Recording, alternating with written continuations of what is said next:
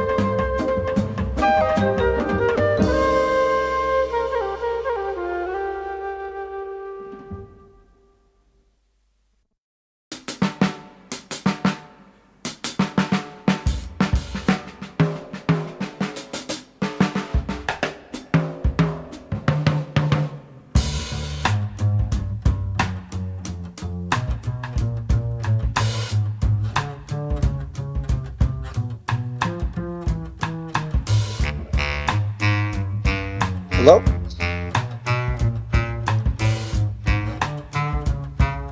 Justin, we have you. Perfect. I'm gonna close this door real quick.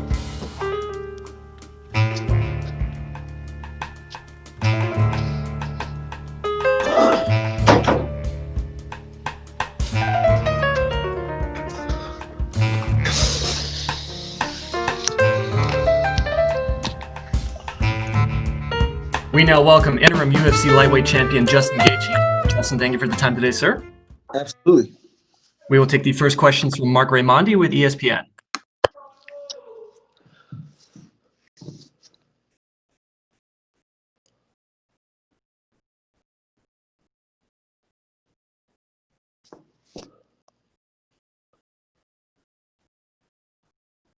Can't hear him.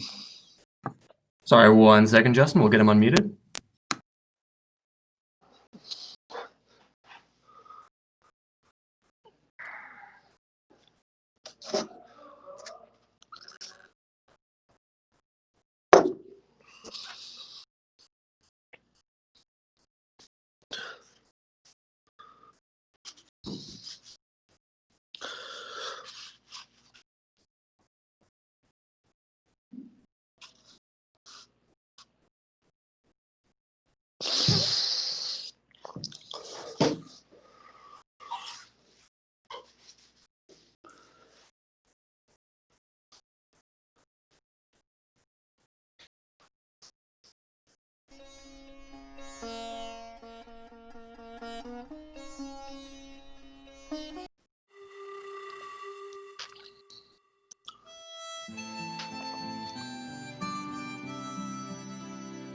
Did we break it?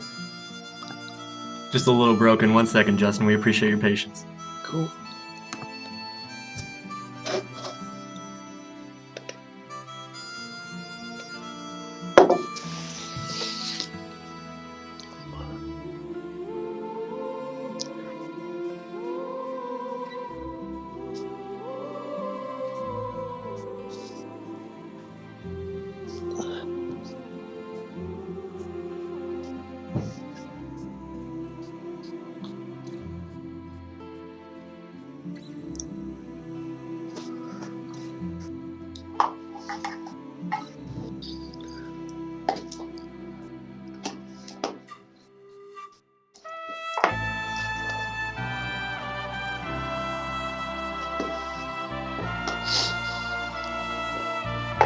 You guys are muting?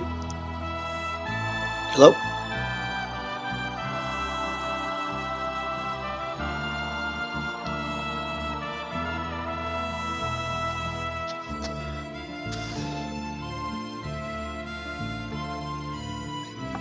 We'll take the first question from Mark Raimondi with ESPN. How are you? Can you hear me? I can hear you. Yes, sir. I'm doing great.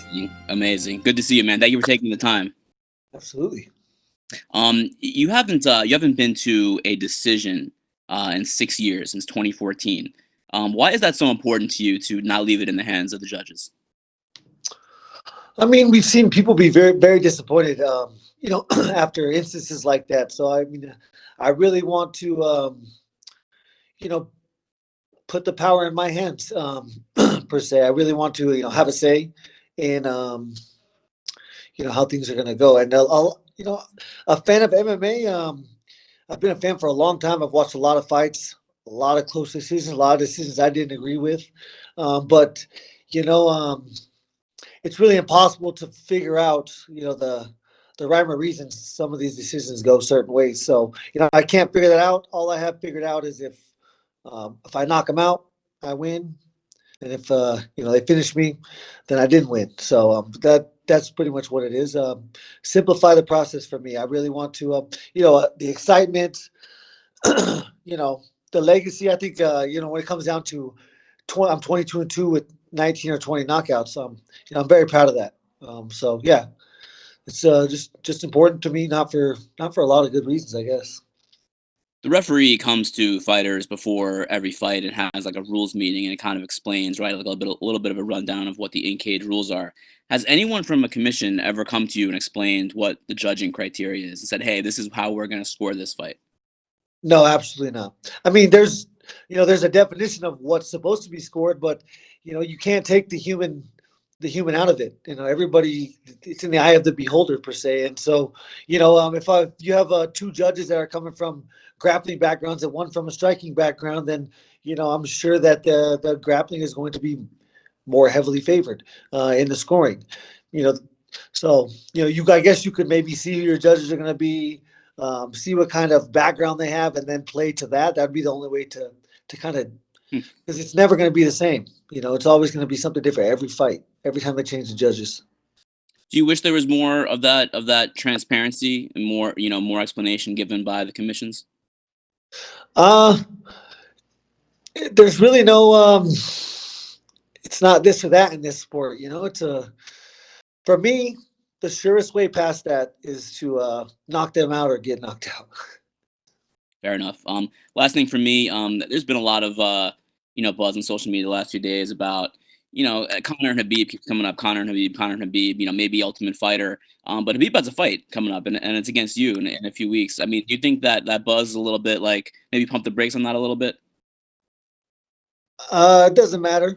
Khabib's gonna go fight GSP after I beat him, and then go. So I'll be here. I'll have the belt, and I'll be ready. Do you think McGregor would be the first contender if you're the champ? I don't even want to talk about that guy. I'm done there. Fair enough. Thank you, Justin. Appreciate it. Yep.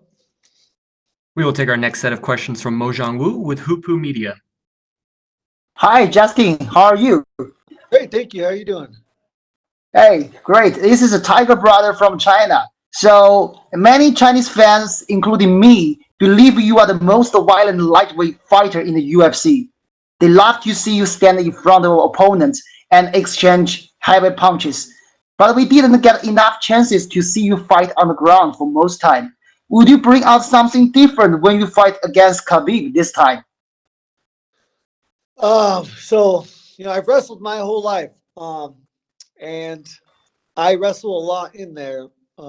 Huge part of wrestling is not being able to let someone take you down and hold you down, and that was my main focus my whole life when I wrestled. I never had a great offense, but you could not take me down. You could not hold me down.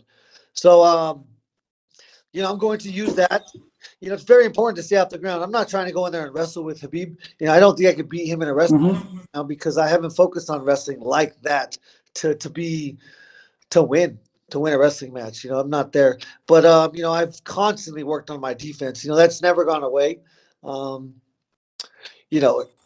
In fighting, it's detrimental to be on bottom. But when someone can beat you up and cause serious injury to you, then being taken down is not where you want to be and laying on your back. So I have to focus on not being on the fence, not getting taken down. And if I do get taken down, I got to make him work. Like his life depends on it. If he does take me down, then I need to make sure that I threaten him with something up the middle that at least is going to make him hesitate next time. And so that's what I'll be in there doing. Understandable. Wow, that's very cool. So we know you offer the $500 for anyone who can drop you during the body shot sparring to get more prepared for war on this fight. So you have created a reward system to let training partners push you harder, right? Yeah. I have no doubt.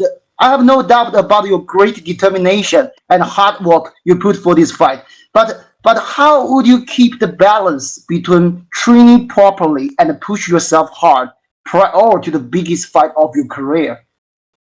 I mean, Trevor Whitman is my coach, and he is at every single one of my workouts.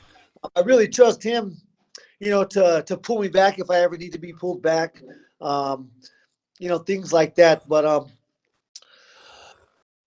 I just really need people to come in here and really train hard. I can't have guys that are hesitating, because I'm going to bring them if they're hesitating and they're scared. And I need people. You need to understand. I can spar with anybody and not hurt you. I've done it a lot with normal people off the street, just for fun. And I will not hurt you. If you're at my level, you have control of everything. I can put my foot on your face and not kick you. So I need them to push me, but I just have to keep working like I always have. I've always had people around me that have protected me from myself, and right now Trevor is that man. So, if it needs to be, if it needs to happen, he'll do it. But I have to be ready mentally. Okay. And it seems that you had a blast time when you met the leader in Nevada rally half months ago. So what kind of energy does that give to you? You do remember that last time? I mean, it's when it comes to this fight, there's only like 4 or 5 things I can control. So that doesn't mean a thing. But after the fact, I'll love to. Trump is a huge fan of MMA. He's a huge, he's a reason, maybe not a huge reason, but he's a reason that the UFC is here.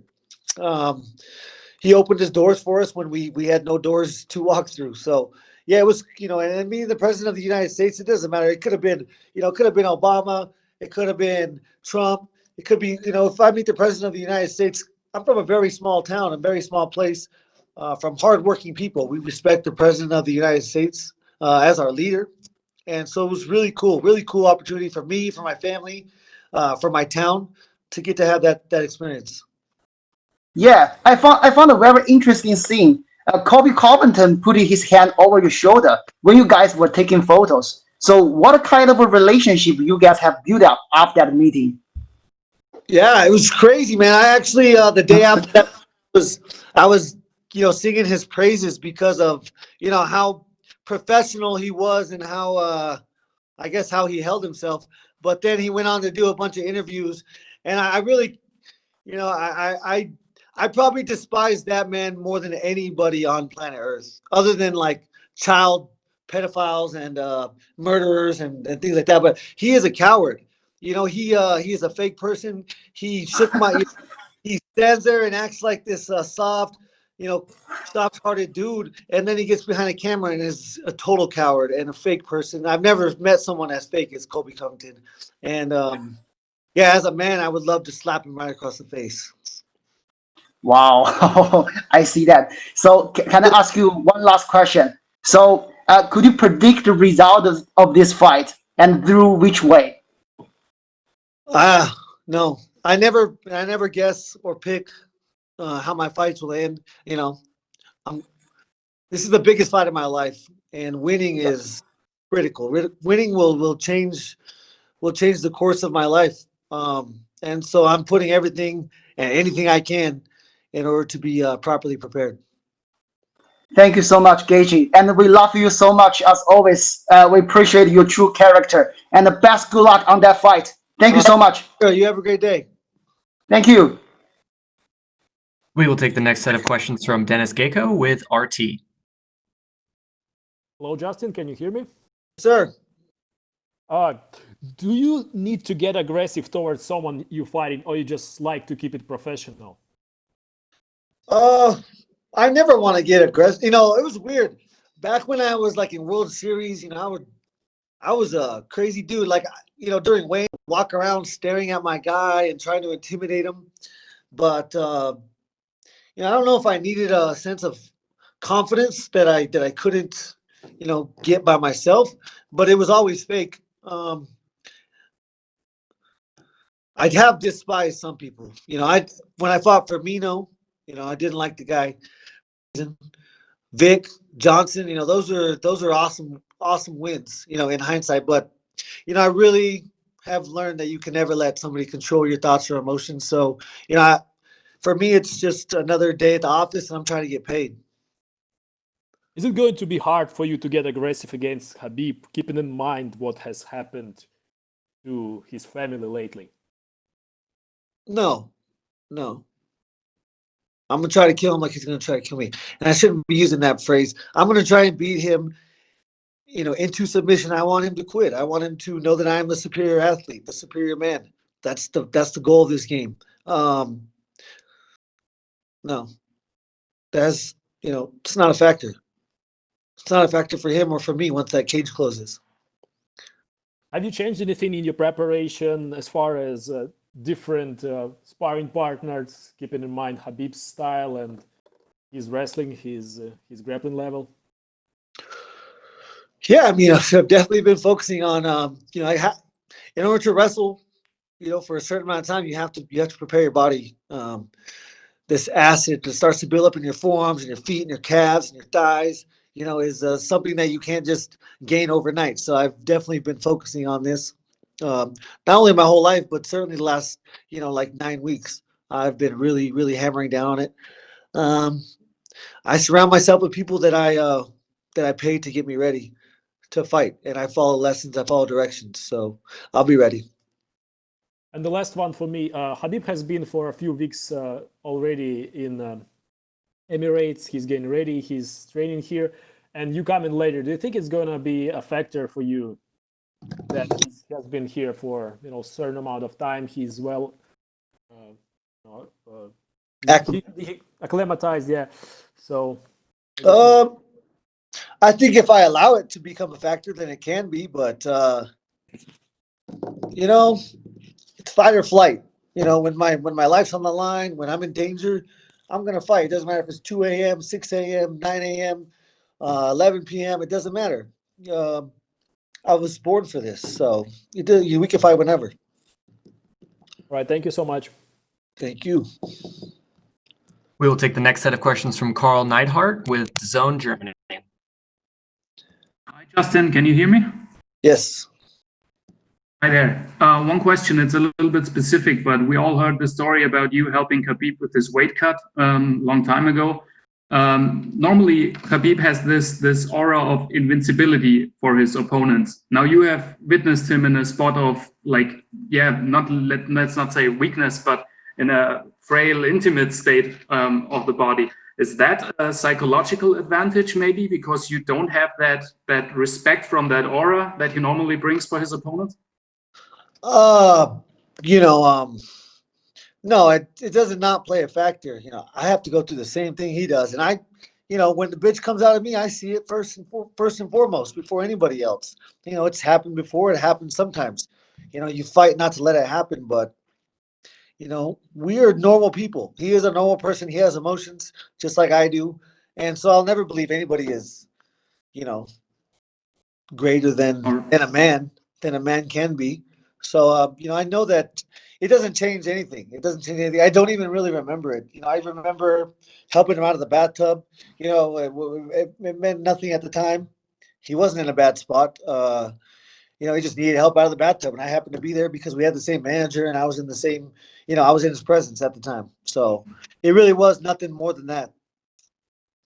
Fair enough. Is that that level of respect between you two? Is that like the true essence of MMA? Not all the trash talk stuff and like talking bad behind each other's back and stuff like that, but just two athletes going at it and finding out who's the best?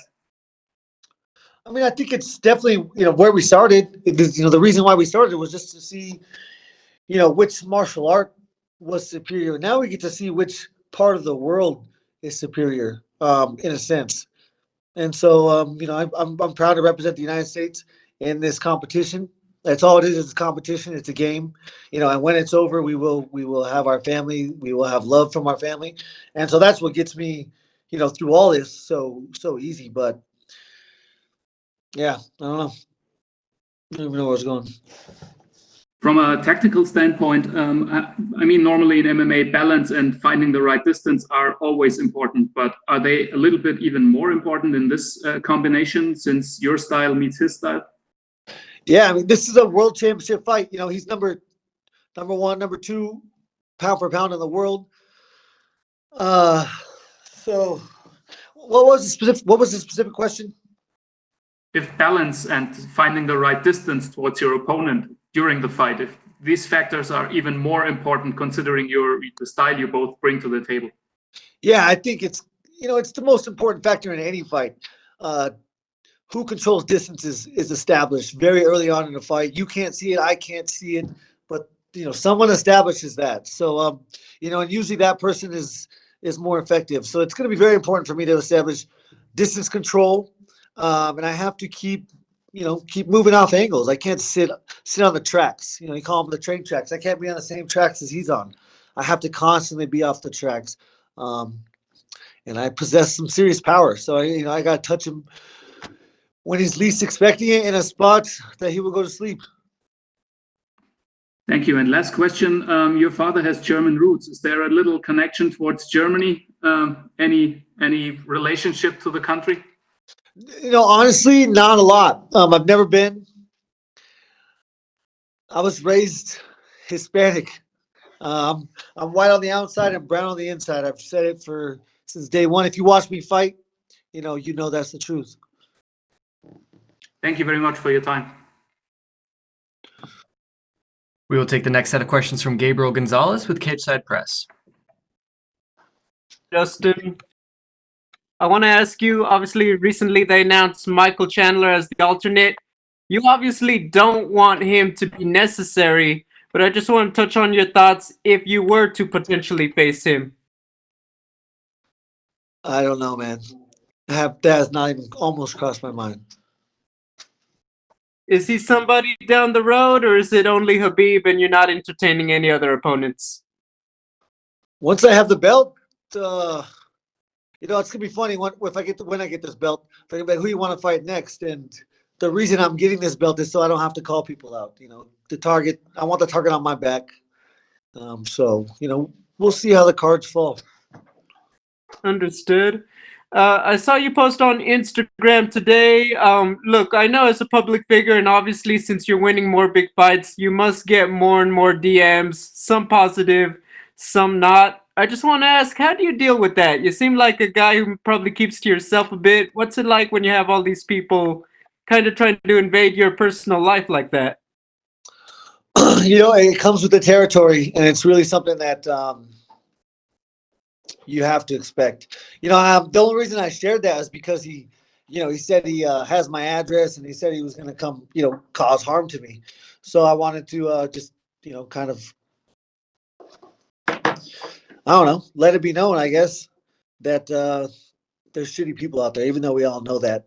But, actually, since I made that post, the guy wrote me back and said he was drunk and didn't remember saying it. And people suck. I get you. I'm glad you're doing well with that. A bit of housekeeping. You said in your interview with Brett that you were looking to get your camera person since Khabib is probably going to have a crew. Was Ali able to get it done? Yeah, I got him. My coach's son is coming out. He's our media guy. Secondly, I know you talked about having Rafa Garcia in camp to help you a bit. People are wondering, though, were you ever able to work with Kamaru a lot for your wrestling to prepare for Khabib? No, after Kamaru fought, he went back. He's been back for a week or two, but no, he hasn't been a huge part of this camp. My final question, you go out there, you'll have beaten Tony and Khabib back to back in 1 year. Have you thought about what that's going to feel like? What do you imagine when they raise your hand? Man, I've thought about it, but I don't let myself go there because, it's not necessary. But it will feel incredibly fulfilling, I guess. It's been a long journey for me, long journey for my family, for my sister, my brother, my others, my sisters, my brother, now my nieces and nephew. We've been on this journey for a long time, so this is the pinnacle, and I got to go perform. Hey, thank you, Justin. Good luck. Thank you. We will take the next set of questions from Igor Lazorin with TASS. Justin, can you hear me? Yes. Yeah. Hi, Justin. I'm from Russia. We made a live stream with you on Instagram. So yep. We met. Yep. Good day to my colleagues too.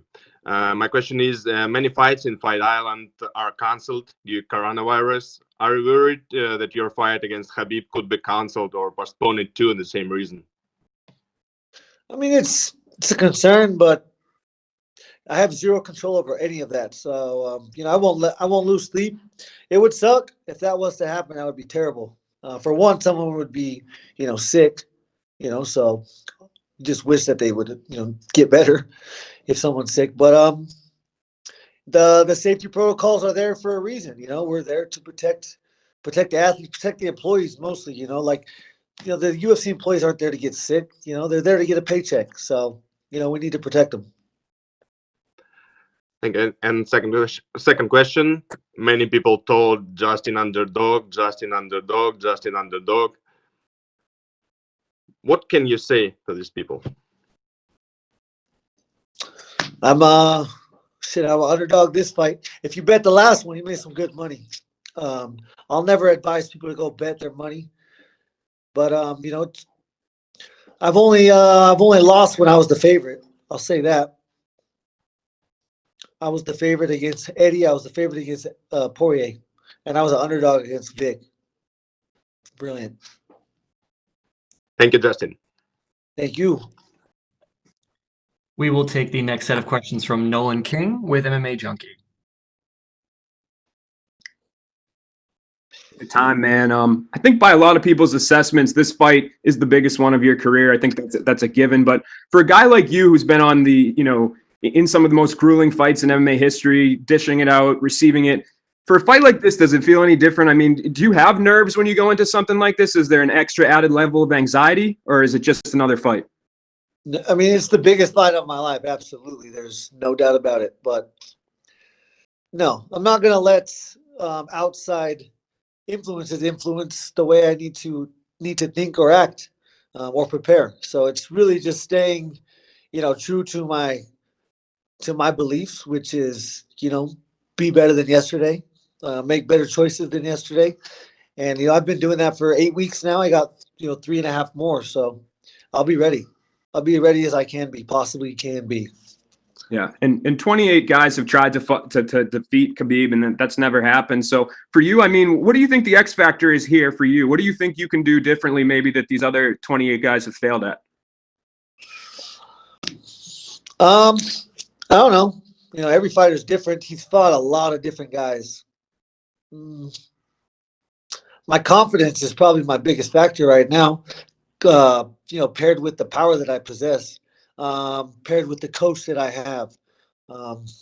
That's a dangerous combination. And I don't care if I win or lose, at the end of the day, as long as I make my family happy, as long as I'm proud of my performance, then it doesn't matter. That's what makes me most dangerous. I don't know if he's ever fought someone like that. He probably has. And another factor is a lot of luck, a lot of hard work, or a lot of hard work, a lot of skill, and a little bit of luck in this game. So anybody can go to sleep. He's a fool if he doesn't think, he can go to sleep. Awesome, Justin. Well, good luck, man. I appreciate the time. Thank you. We will take our next set of questions from Julian Kiewicz with Independent Media. Hi, Justin. This is Julian from Cape Town, South Africa. How are you doing, bro? I'm good, man. How are you? Good, thank you, man. I just wanted to know from you, obviously, you guys had the same manager. Was there any point of time that Ali saw this fight coming along and had a discussion with you guys regarding things, how to go down the line and how you guys feel about it? I don't talk to Ali about other athletes that he manages. I expect him to, when we're talking about business, for me, that's all that matters. The way that this happened, I guess we probably weren't able to have that step. I wasn't supposed to fight Tony, but I did.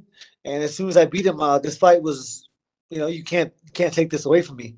So, Ali is here to make his athletes' dreams come true. In a sense, he has a little, he has some good control over that on, when it comes to negotiating, making money, getting fights.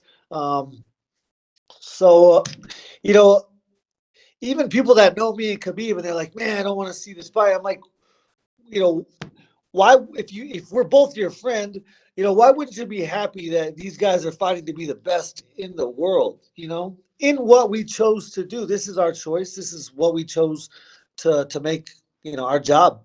So for me, if this was my brother, it would be so magical and special that we both made it to the pinnacle of a sport to fight each other, to compete against each other. So if you're a competitor, that's how you look at it, and if you're, emotional, then, you don't, maybe. Cool. And then just, did you find it odd that he's come back so soon after the death of his father, and seeing that his father played such a huge role in his life? Did you expect him to take a bit more time, or say, Justin, can we move this fight maybe to December or something like that?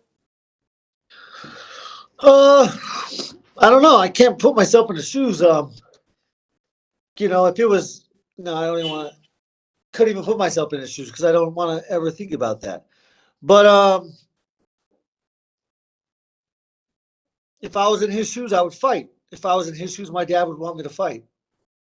That's what we do. That's what my dad would do. Cool. And then just lastly, regarding the podcast with Joe Rogan, I know Tim has been trying to get the gloves also to be go mainstream. Also, has he got made any grounds with his designs? And obviously, there's big issues with the gloves in the UFC. Yeah, I mean we're constantly selling out of our gloves. You know, we've sold probably last 2 weeks we finally got to send out our initial one of our pre-orders, and we sent out like 480 pairs of gloves. We got shin guards and headgears coming very soon, and when that hits the market, I mean it's going to change. It's just practicality of the equipment that's supposed to protect you is there. The science is there, the innovation is there.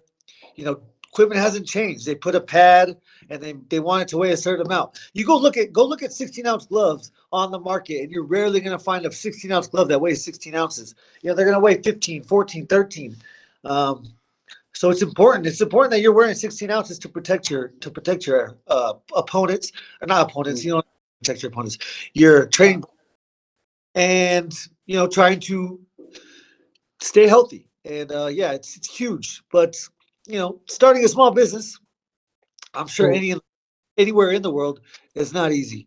There's so many steps you have to come across, so many mountains you have to climb, and we're doing it though.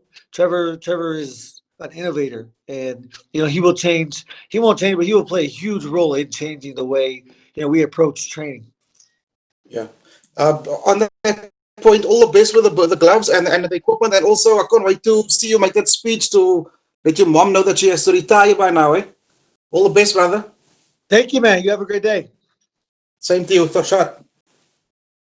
We'll take our next set of questions from Tanuj Lakhina with Network 18. Justin, can you hear me? Yes. Hi. So I just wanted to know, do you see and approach this fight any different to what you would in the past? No. I mean, any sort of different mechanism that you're considering or doing in the past few weeks and going forward as well? Nope. Just be my best. I'm explosive. I'm athletic. I don't look athletic, but I could do a flip off a fence, no problem. I can do it on the ground, no problem. I'm just athletic. I'm going to rely on the skill that I possess, that I have, been, honing for since I was 4. So I'm going to go ahead and keep relying on hard work and smart choices, and I'm going to go in there and fight. I have to fight an incredible fight. At this level, you have to be perfect. You cannot make mistakes. If he wants to go in there and throw caution to the wind, then it's not a smart plan. If I want to do the same, that's absolutely stupid. Coming to the strategy itself, Eddie Alvarez believes you don't have enough tools to deal with Khabib, especially with the grappling. What are your thoughts on that assessment? One more time. Eddie Alvarez believes you don't have enough tools to deal with Khabib, especially with the grappling. So what are your thoughts on that assessment made? I don't care what Eddie says. All right. Thank you so much. Thank you. We will take the next set of questions from Sumik Dada with Sportskeeda. Justin, how are you doing? I'm great. Okay, so my first question was, back at UFC 249, you ended Tony Ferguson's winning streak, which eventually got you to this position. So what is your biggest takeaway from a fight like that, ending Tony's winning streak? There was a lot of good things to take away. I was very surprised that I could fight, that long, and be that effective for that long. So that adds to my confidence going into this fight. It'll be super important. Mm-hmm. So recently we saw you respond to Conor McGregor on Twitter. You said you don't want to talk about him, but was there ever an offer on the table? Do you maybe fight against him? I have no idea. I really don't. I don't know. Mm-hmm. I mean, they asked, obviously after I beat Tony, they said, I could fight him, but that was never an option for me. When I beat Tony that night, I punched my ticket. That was my golden ticket. I'm not gonna, offer it up for free. I'm gonna punch my golden ticket. You said that you won the target on your back after winning the title, but I really want to ask you that: would you like to avenge a loss to Dustin Poirier maybe at some time down the road? Absolutely, yes. That would be very important to me. Okay. Last question. Last question from me. So Khabib, as we know, he's unbeaten so far, but you said that you want to see him bleed inside the cage with you. What do you have to you have to do differently in order to beat him, and what difference could we see from Justin Gaethje that other people couldn't do? I don't know. Michael Johnson was a good striker. Dustin Poirier is a good striker. Neither are as athletic as me. Neither, possess skills to scramble out of takedowns, and things like that. I mean, they don't not possess the skills, but it's not their forte. That's what I've been doing for a long time. As long as Khabib is trained, I have trained. I promise you that. There's no possible way. We're the same age. He has not worked harder or longer than me. It's not possible. So I don't know what I offer different. That's it's really an irrelevant question because the reason why you're such a big fan of the sport and the reason why I'm such a big fan of the sport is because of the unpredictability, and that's what I'm counting on. Okay, well, I wish you good luck for your fight, sir. Thank you. We will take our next set of questions from Leslie Wilson with Gulf News.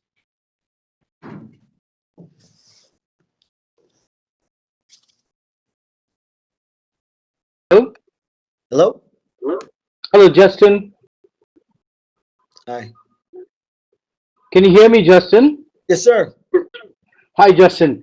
It's a case of so near and yet so far, because I'm a journalist living down in Dubai, and it's an absolute honor to see you face to face over here. But there's one problem. Coming on the back end of the interview line, many of the questions that I had in mind have already been asked by somebody else. So unfortunately, I'm going to have to go to plan B and ask you some questions that may sound ridiculous. Okay, here we go. Well, most of us are sipping our Java coffee in the morning on chomping on some scrambled eggs and hash browns. You be there facing up with another monster early morning. Isn't it strange, bizarre to be fighting early morning when people are just brushed their teeth and just waking up, getting their senses going, Justin? It will be crazy. One thing that's a little bit different about this fight, I believe, I still haven't got, an answer, but I don't believe we'll be fighting at the same time as the UFC cards have been happening. I think we'll be on European time, and I haven't figured out exactly what that means, but, I believe I'll be fighting between 2 and 3 p.m. my time, local time where I'm at right now. Your body clock, yeah, cool. So I'll be good. Yeah. Justin, you've probably watched the Poirier Khabib fight a couple of times. Were there any lessons that you learned from that? Dustin wasn't without his chances to break the invincibility of Khabib. Is there anything that you saw a glimmer of hope? I watched the fight the night that it happened, but I have not watched it since. I remember after the fight, I thought, Poirier really shit the bed when it comes to trying to stay off the fence, people could be so good where it's just absolutely impossible to keep you out or, keep yourself out of that position. And then I'll look like an asshole and a stupid ass. So, we're going to find out. I believe that I possess the skills to, for one, stay off the fence. If he wants to take me down, let's do it in the open, where proper technique is absolutely necessary. And that's my goal. Totally agree. So how do you think you're going to keep the fight in the middle, Justin? Well, I mean, Tony never got close to me. It's all about controlling distance. How I control distance is it's going to be changing levels. It's going to be moving off. I stated train tracks. I can't be on the train tracks with him. If there's a straight line here, I got to be somewhere off. if he's going to close the distance and try to take me out, I have to at least threaten damage. You know, whether I'm collarbone, I'm elbowing an elbow, I'm punching an elbow or a shoulder, you know, whatever. As long as it's in this area, you know, it's going to cause hesitation, and hesitation, you know, eventually will be a killer. Yeah. You know, I'm going to say something ridiculous. I mean, I've never been a big fan of Floyd Mayweather, 40-0, etc., etc. And I feel there are a lot of comparisons with him and Khabib in the octagon as well. He's kind of an awkward fighter to me. Is that something you agree with, Justin? Yeah, I do. Yeah, he's so effective because, you know, I agree. Yeah. What he is, what you're gonna see. It's impossible to replicate what you're gonna see. You know, he is perfect. We all in wrestling, you know, everyone has a certain move that they're great at, even though it's not technically sound. It's not even what you should be doing, but for some reason it works for this person, and that's how he is. You know, he is very great, and he's going to be, you know, it's going to be a chess match. I got to be very, you know, methodical approach. Yeah. Hope you be the Kasparov, Justin. What's that? I said, I hope you are the Kasparov. You said it's a chess match, so the great Kasparov made chess something else. Yeah. As long as we ain't playing real chess, because I ain't good at that. Yeah. Okay. Cheers, bro, and best of luck. Later, man. Thank you. Thank you. God bless. Thank you. We will take our last set of questions from Mike Bond with USA Today. Justin, obviously none of us are pleased we're in a pandemic right now, but given how you performed against Tony with the no crowd, are you happy that this fight is going to be under those circumstances as well, especially given where it's taking place? I assume it would have been a very pro Khabib crowd. Yeah, shit, I want to go into those hostile territories. So this is a missed opportunity right now, actually. But you know, all of it's irrelevant, to be honest with you. You know, the most important thing would be for my parents to be there. But outside that, nothing matters, man. Fair play. And last thing from me, given what Khabib has done, do you think this is going to be, if you win, the last time you run into him, or do you think 28-0, that's worthy of potentially an immediate rematch? There's a lot of factors that come into that. How you lose. If it's a really, really close fight and I somehow get, like, you know, a controversial decision, then yeah, I mean, I'm sure we would fight a rematch. If I can finish him early, you know, I'm gonna look for the next mountain of time. If I, you know, get finished early, he's gonna keep fighting. So yeah, I don't know. We'll see. How this fight goes is a huge factor. And I know it's a bit of a loaded question, but if I just asked you, when you think about it in your mind, what kind of a UFC champion do you want to be? What do you want your title reign to look like? What would you say to that? I don't know. I like to fight at least twice a year.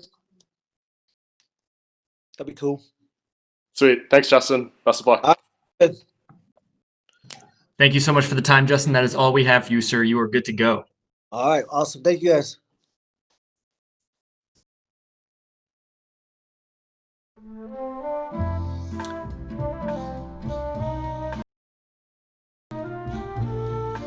Thank you for the time and questions, everybody. We will be joined in roughly 10 minutes by UFC lightweight champion Khabib Nurmagomedov.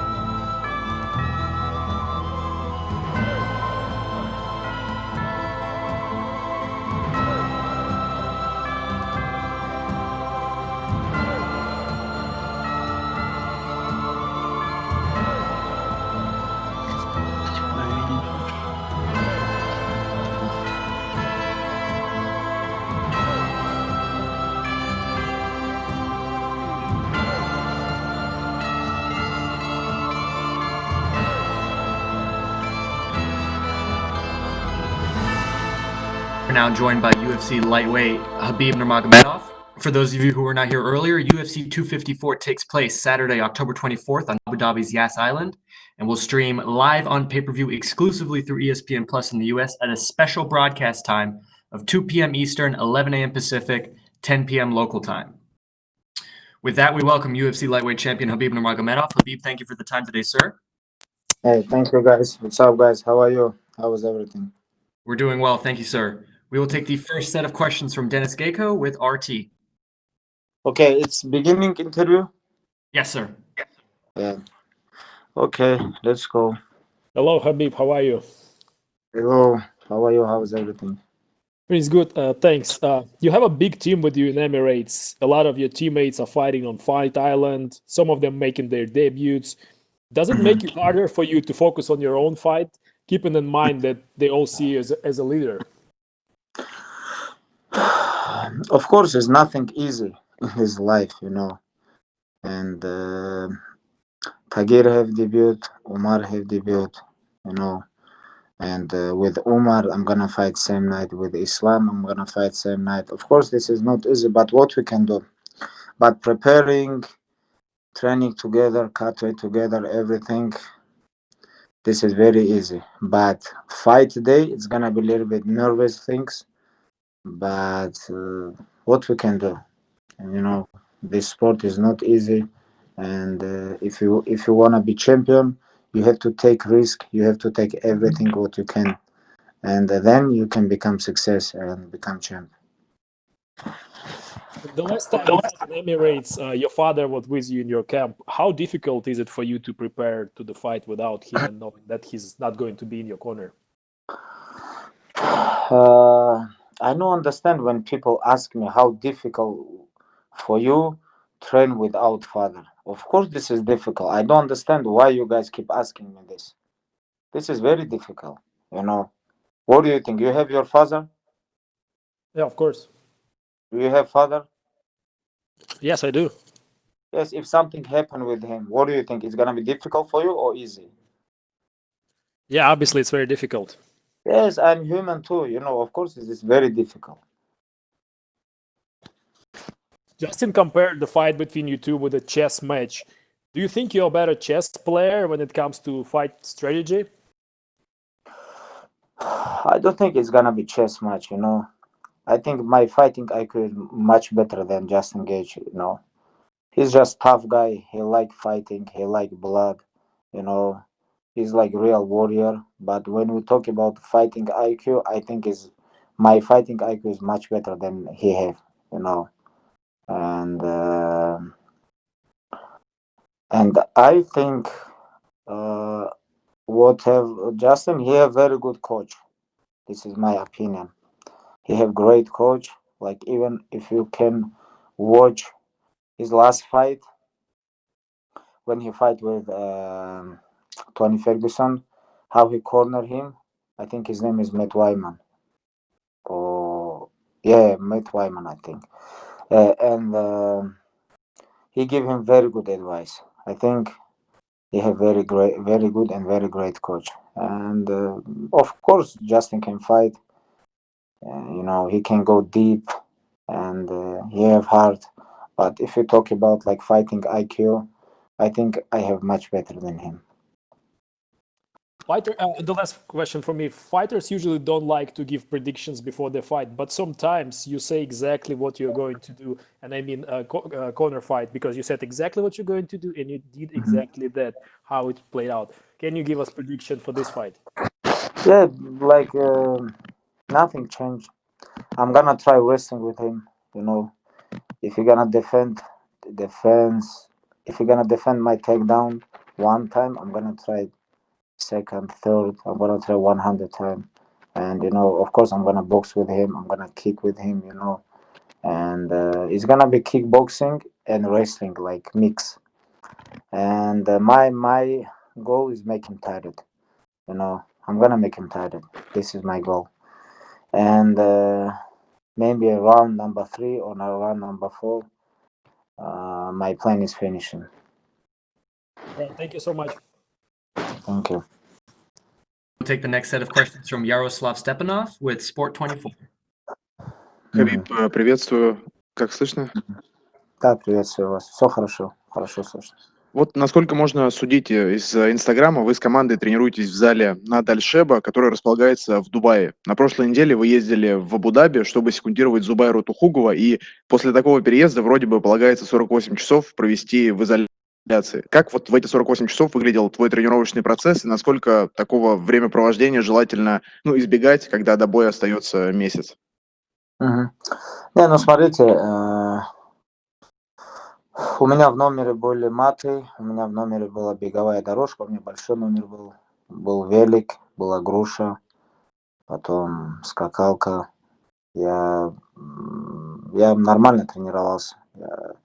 Вы знаете, я этим занимаюсь всю свою жизнь. Всю свою жизнь я этим занимаюсь, и я знаю, какие дни на что нужно давить.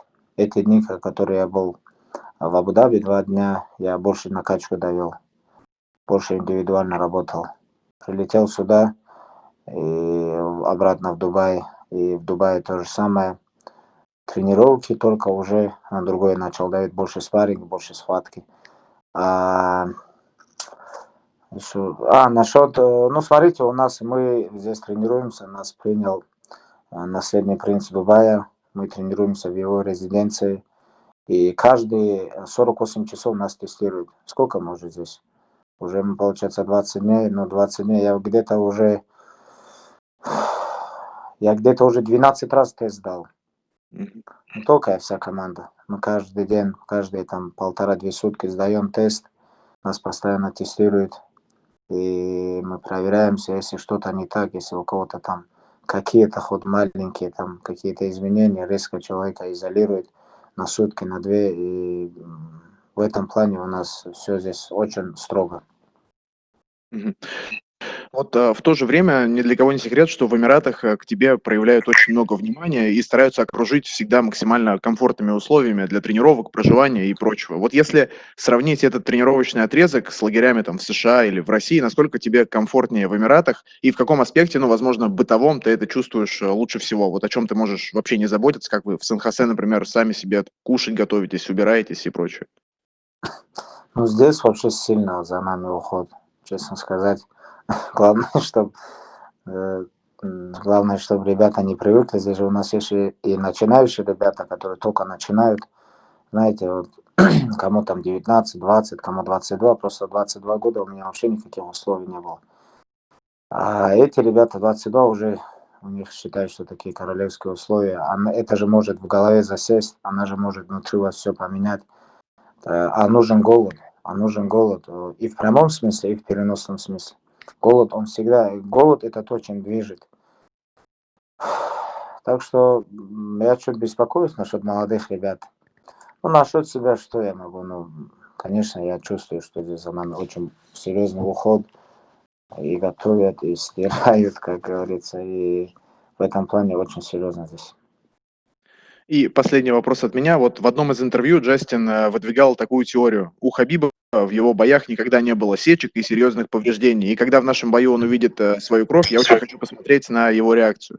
Вот понимаешь ли ты, какая у тебя будет реакция, и можешь ли ты вспомнить последнюю ситуацию, когда получал серьезную сечку или что-то подобное? Там, может, на тренировке, может, в другой ситуации. И кто был ее автором? Не могу вспомнить, честно.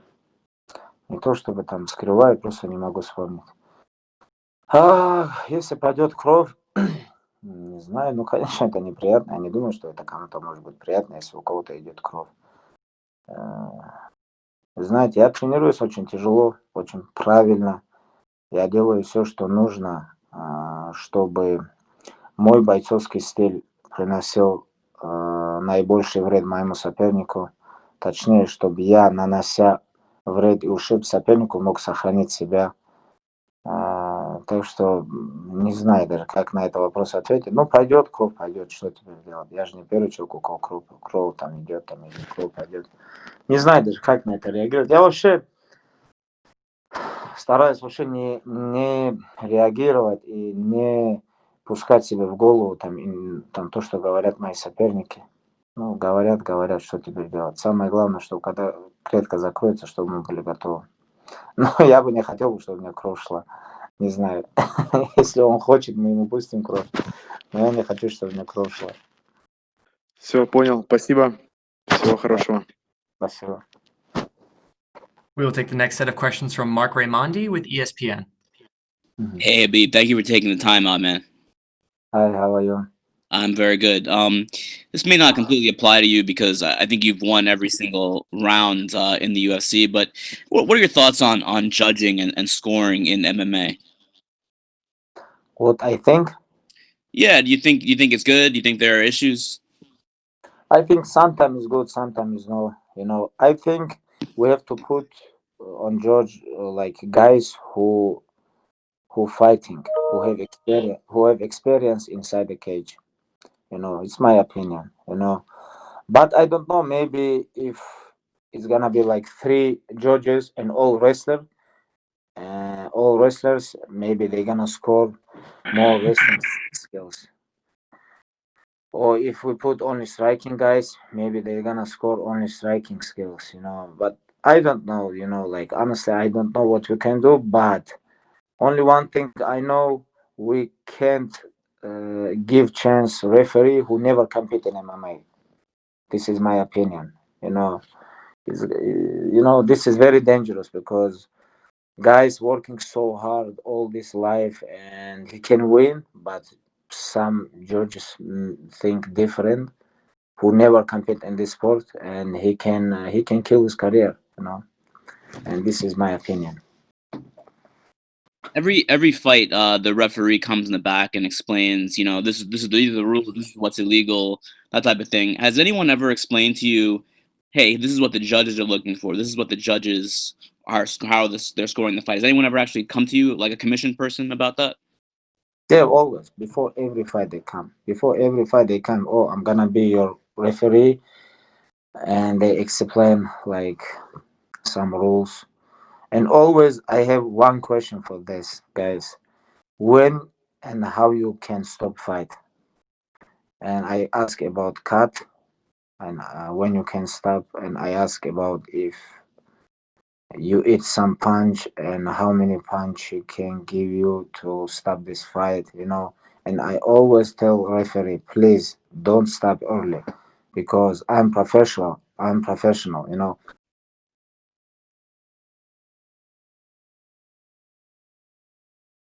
And I take the risk. Please don't stop this fight early if something happens, because this is MMA.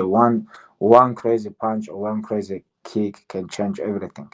And I, before every fight, I told my referees, please don't stop this fight early. And do they ever explain to you judging too, like how the fight will be scored, how the judges will look at it? No, they always explained as only rules. Right. Yeah, judges never come. Referee come. Referee always come. Do you I think never see judges. I never see in my life. I never see judges in UFC. I don't even know how they look. do you think the judges should be more more public, like explain what they're looking at more? It's gonna be good idea. This is good idea. Why not? You know, it's like even not all fights. You know, maybe common event, main event. After every event, maybe if they explain public like why they score like this or something like this, it's gonna be interesting for people. You know, why not? And just last thing for me, what are your thoughts on Hamzat Chimaev? Maybe the What I next Khabib. Yes. What are your thoughts? What I think, I don't know, like what UFC gonna do with him about his next opponent, but my opinion, I think he deserve top 10, top 15. My opinion is top 10. He deserve fight with someone. It's like very tough opponent, like 5 rounds, and then after this one, he deserve contender fight. This is my opinion. So you think he's the real deal? Of course, if he finish all his opponents, you know. What do you think? I think What do so, you think? but no one cares what I I think. think, We care about what you think. it's like I think he deserve. I think he deserve. I think like Ali told me he gonna fight because we have same manager. Ali told me today he gonna fight with tough opponent 5 round in December. You know, this is very interesting main event in UFC. You know, this is very good attention. You know, and good opportunity for him. And if he win this fight, next fight, I think he deserve next fight contender fight. Got it. Thank you, Khabib. Appreciate it. Thank you, guys. We'll take the next set of questions from Carl Neidhart with DAZN Germany. Hi, Khabib. Can you hear me? Yes, yes. Hi, how are you? First of all, I'm great. First of all, huge condolences for your loss. I think that's a matter of respect. And then for the sport, many people have talked about Justin's wrestling being a challenge for your wrestling. How do you see it? How good do you see his wrestling to be? I watch all his fights.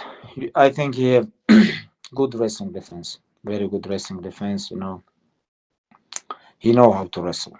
You know, and he wrestling almost all his life. But I don't think he last like 5 6 years. He used his wrestling. You know, it's like how I lose, how I use, because I always use my wrestling in training, inside the cage, because you know, wrestling and top control. This is what make me champion. You know, and I don't think last couple years he become very good wrestler. He have base what he have like when he was kid, but right now it's like everything is changed.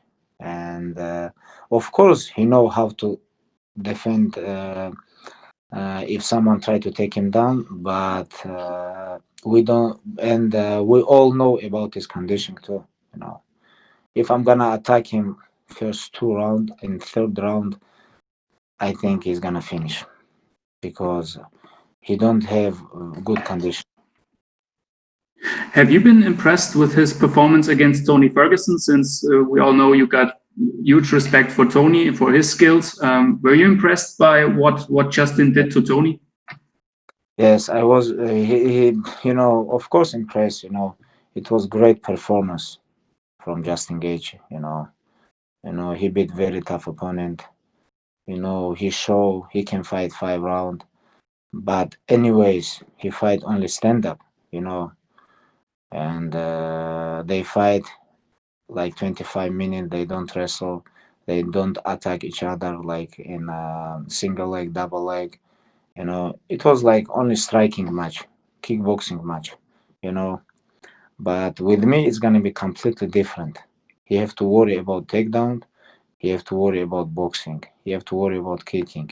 You have to worry about grappling. You know, you have to worry about MMA. This is not striking game. You know, and you have to worry about condition. You have to worry about my pressure. You know, I'm gonna give him so much, and you have to be ready.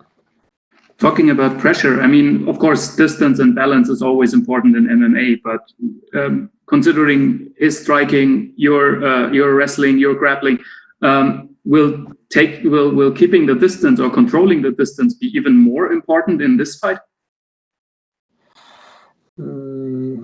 I don't think only this fight. I think in every fight this is important. You know, distance, control. You know, like pressure. Everything is important in every single fight. You know, and for this fight, I think he tried to be away from me.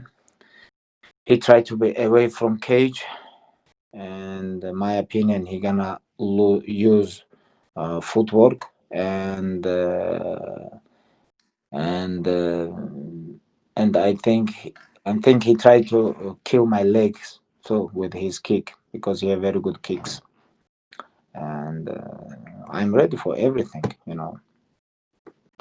You have talked about coaches earlier on, about his coach. How do you think is coaching even more important in this era we're living in right now without crowds? Has coaching has always been important, but is it even more important right now to have a good coach who gives you like the right sentences?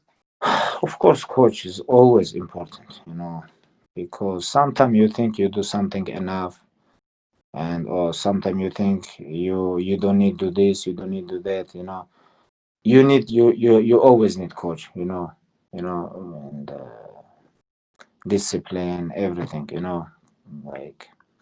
like Justin Gaethje, a very good coach, my opinion. But I don't know this guy. I think I met him once or twice, but when I see how he cornered him, what advice he gave him, I think he's a great coach. He have very good IQ. You know why I talk about IQ? Because MMA is not only like about conditioning, wrestling, striking, or your spirit. MMA about your mind too.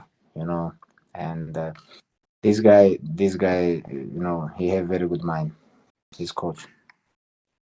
Last question from me. You have been at UFC 253. You have seen Israel Adesanya.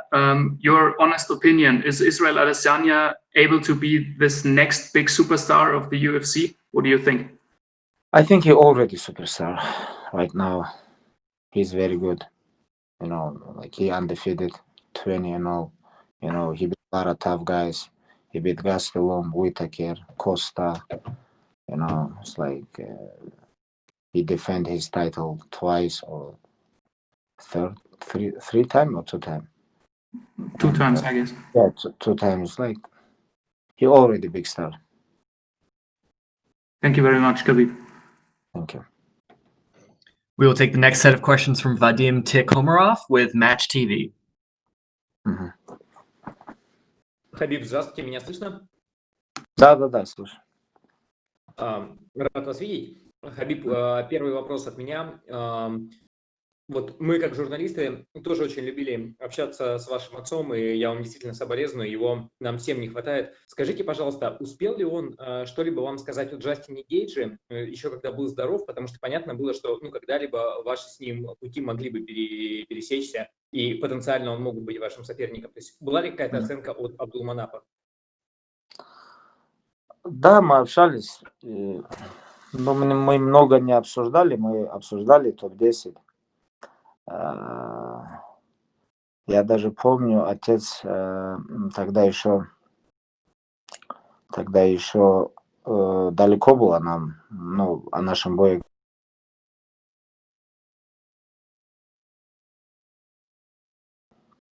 Говорил, что, скорее всего, Ислам с ним встретится. Каких-то соперников он делил на Ислама, каких-то он распределял на меня. Он мне говорил, что твои соперники это Конор, Парье, Фергюсон, GSP. Вот с ними ты пока подерешься, твое время закончится. А Ислама он других молодых соперников приводил. И вот именно Джастина Гейджи он приводил как соперника Ислама.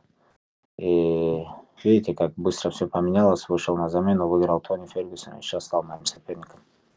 Он хорошо, он всегда отзывался, говорил, хорошие удары, хорошая борьба. Если можно, еще два вопроса от меня. У вас получается уже второй год, когда вы проводите по одному поединку за год. Это не всегда зависит от вас, но вас самого устраивает этот темп, или вы бы хотели чаще драться? Честно, я хотел бы чуть чаще подраться, потому что время тоже уходит.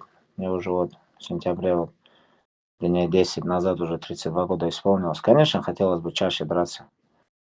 То один раз меня исключили, точнее дисквалифицировали. Потом эта вся история с пандемией раньше были связаны простой из-за травм.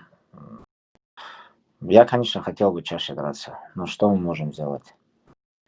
Чтобы подраться на таком высоком уровне, часто это тоже нелегкое дело, но оставаться в форме и еще одновременно столько дел, столько всего. И потом это то, что случилось в последнем месяце, новости, связанные с отцом. Это все вместе чуть-чуть сказывается, конечно, но что делать? Я лично хотел бы, конечно, почаще драться. Если можно, последний вопрос от меня. Все любят обсуждать вашу ударную технику, даже Дэниел Кормье, другие фанаты.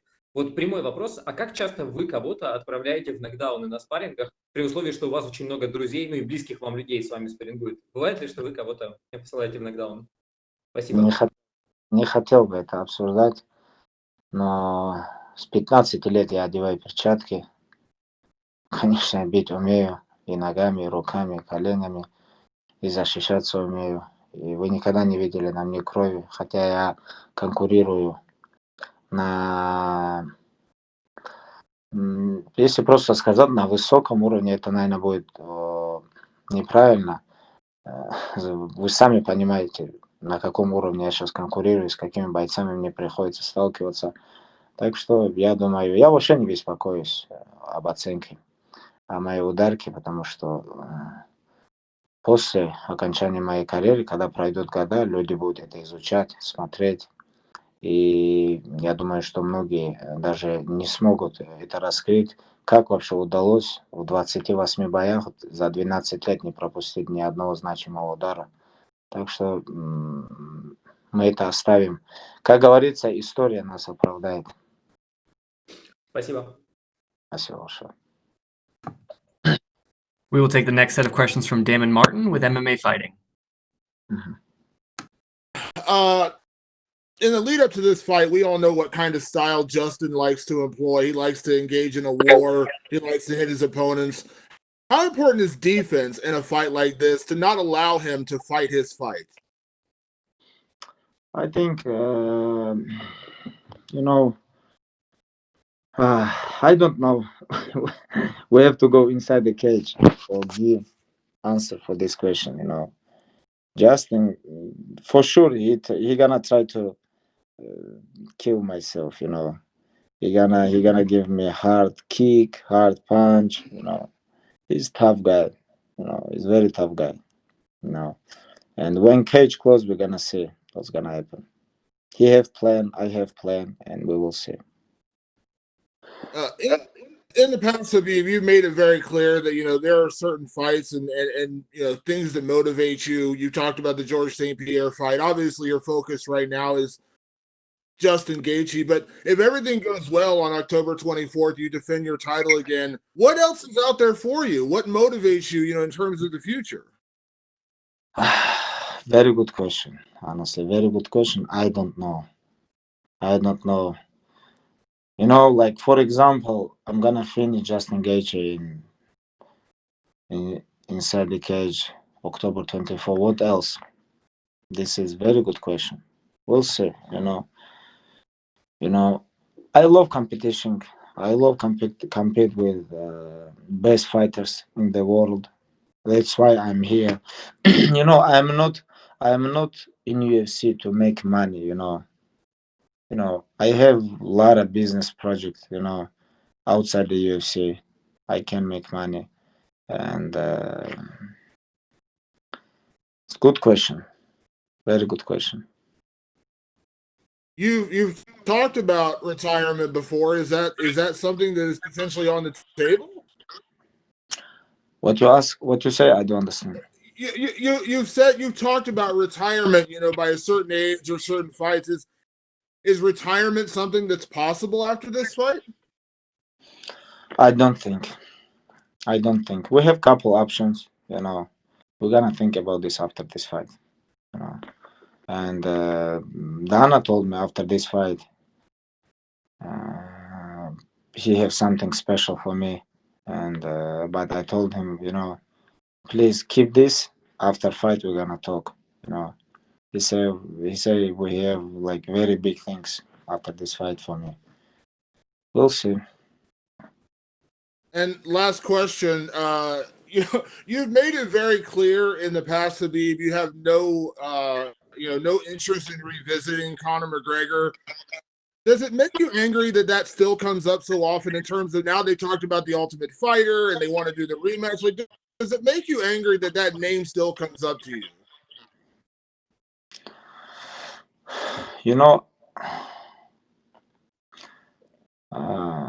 Right now I'm focused on Justin Gaethje.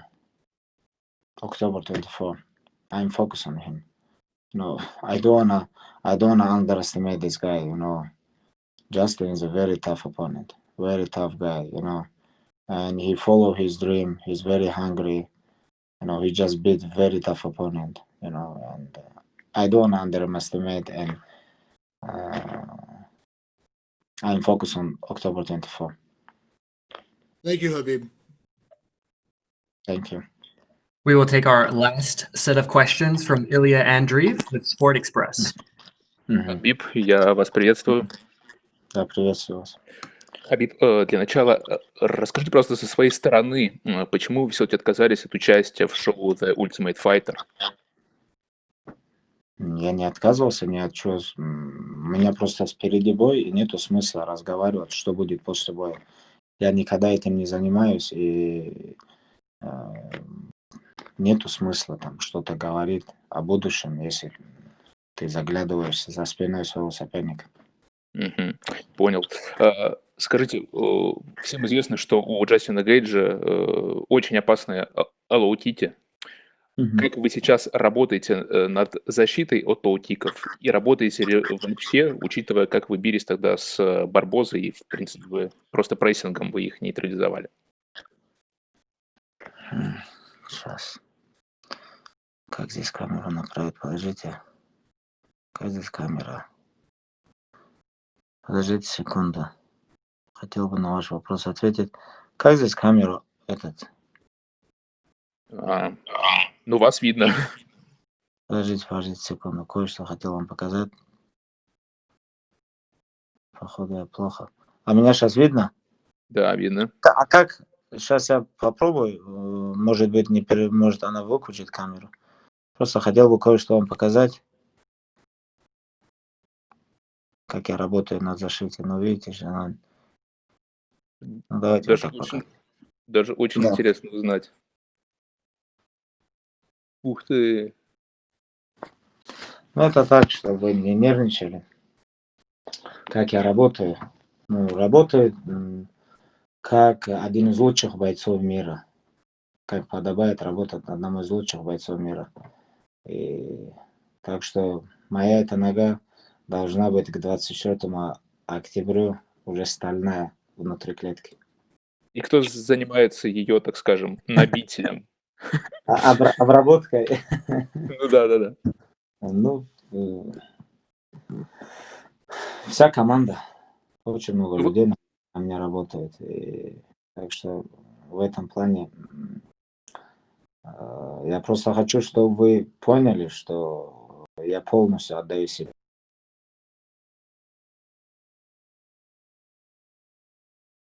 Грэпплинг, как ударка, как выносливость, как набитие моей передней ноги, потому что до правой он не достанет, но переднюю он может достать, потому что когда тебя бьют без шитков 3-4 раза, бой может поменяться. И я много дрался с хорошими кикерами, там тот же Дусаньос, тот же Барбоза, тот же, возьмем так, Парье, они все же очень хорошо же бьют ногами. И бьют по ногам, и целятся. Можно просто посмотреть того же Барбозу. Это единственный боец в UFC за всю историю, который закончил нокаутом бои, который ударил по ноге, закончил соперника в корпус, закончил соперника в голову, закончил соперника. Так что он очень хороший кикер был. Но мой прессинг им не дает, так скажем, времени, чтобы они могли бить ногами. И в этом бою то же самое будет. Но все может быть. Я готовлюсь. Я всегда готовлюсь под сильные стороны своего соперника. И этот бой не исключение. А кто в вашем лагере больше всех по стилистике похож на Джастина Гэджи? Я думаю, что Мавлидин Хайбулаев. Здесь Шарип, Зайнуков, Гаджи Рабаданов. Они на меня свежие каждый раунд, каждый день нападают, так скажем. И есть пару ударников. Есть Усман Нурмагомедов. Вы сами видели крайний его бой, что он сделал соперником. Что он делал соперником ногой, передней его ногой. Усман очень хорошо бьет лоу-кик. Так что очень много людей со мной здесь работает. Но Ислам левша, и Исламу тоже нужен левша. И вот этот момент, и мы под Ислама тоже у нас есть здесь спарринг-партнеры. Так что вся работа идет на нас, на Ислама, на меня, на Умара, Тагира подготовка. Вот завтра крайние его спарринги будет, и все. И он уже в воскресенье уже на остров улетит в Абу Даби. Уже он в очень хорошей форме. Так что на нас, на четверых, работают 20 человек, и подготовка идет очень хорошо. Вы в своих начальных боях в UFC дважды роняли соперников апперкотами. А Гэджи как раз-таки в последнем поединке с Фергюсоном от апперкота упал. И вы сейчас какие-то, так скажем, комбинации отрабатываете именно с участием апперкота? И почему у вас так хорошо именно этот удар получается в стойке? Илья, зачем вы раскрываете наш план? Знаете, апперкот, почему он заходит? Вы показываете ноги, все же от меня ожидают ноги, они чуть-чуть приседают на защиту ног, и оттуда уже можно взрываться. Я как борец, как человек, который боролся в куртке, боролся в вольной борьбе. И у меня очень хорошая спина, ноги, конечно. Я когда подсаживаюсь под проход, и оттуда взрываться мне очень хорошо получается. Не знаю, вот моя, так скажем, мое тело расположено под этот удар. Мне он очень хорошо подходит. И хоть в последних боях я это не демонстрировал, но оно у меня есть. И это оружие, так скажем, лес, который еще, топор еще не тронул, так скажем. И я могу левой ударить, могу правой оверхенд ударить, могу джебами поработать, могу ударить ногой, могу защищаться, могу атаковать, могу взять ногу с ноги побороться, корпус с корпуса побороться. Уже о партере даже можно и ничего не говорить. Так что у меня очень много оружия в арсенале, и я собираюсь в этом бою, к этому бою подойти очень серьезно. Вот поединок с Парье, он чем был, на мой взгляд, уникален для вас? Это тем, что вы атаковали его в партере сабмишинами, то есть вы хотели его финишировать, то есть не ground and pound. Это что означает? Это вы, так скажем, под соперника так подстраивались, или это значит, что Хабиб просто изменился? Нет, это значит, что Хабиб больше работает, больше уделяет время партеру. Если даже люди считают, что я очень хороший партер, и мне надо улучшать ударку, я с этим абсолютно не согласен. Да, я должен улучшать ударку, я улучшаю ее, но я считаю, что я еще больше должен работать над партером. И вы посмотрите на мои бои, с каждым боем я лучше и лучше становлюсь в партере, я больше начинаю атаковать, больше начинаю спину забирать, на живот садиться, заходить на удушающие. Постоянно пытаюсь финишировать соперников. Так что я считаю, что мой партер намного лучше стал. Даже возьмем с того боя, который я дрался с Дастином Пори. Как думаете, каким сабмишином Гэджи будет легче всего победить? Ну, у меня еще есть хорошая гильотина, которую я делаю левой рукой. Не знаю, удастся ли или нет, получится или нет, но на тренировках я очень хорошо делаю. Также у меня очень хорошая кимура. Если я сяду на соперника на живот, я громлю его, так скажем, локтями, а если он мне даст спину, я его сзади могу задушить. Но у меня много таких приемов в арсенале, так мне очень интересно их пробовать всех. Я еще полностью не раскрылся в UFC, потому что я знаю, на что я способен. Ну, хотелось бы, наверное, гильотину сделать.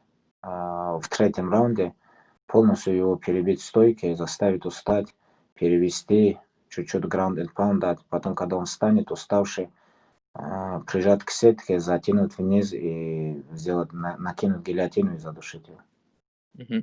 По поводу боя Зубайра Тухугова, что скажете о судейском решении и что говорили Зубайре после второго раунда?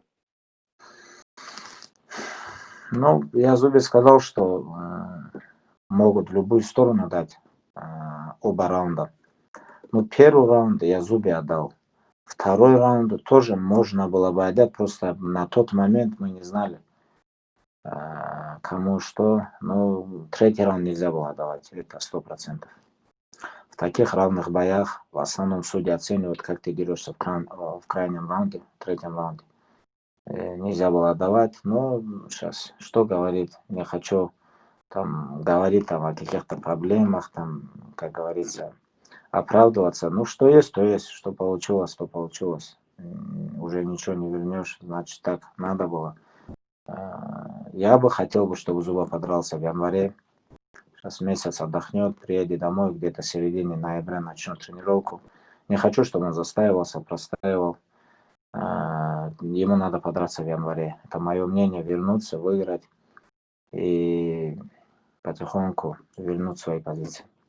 Спасибо. И последний вопрос от меня, очень вот интересный. Узнать это про бой с Порье еще тот. В начале второго раунда вы пропустили 2 удара подряд, когда он встал в правшу. Вы здесь ошиблись или это Порье удалось вас перехитрить в том поединке? И не думаете ли, что Gaethje все же более опасный ударник, чем Порье? Нет, не думаю, потому что Порье нокаутировал его.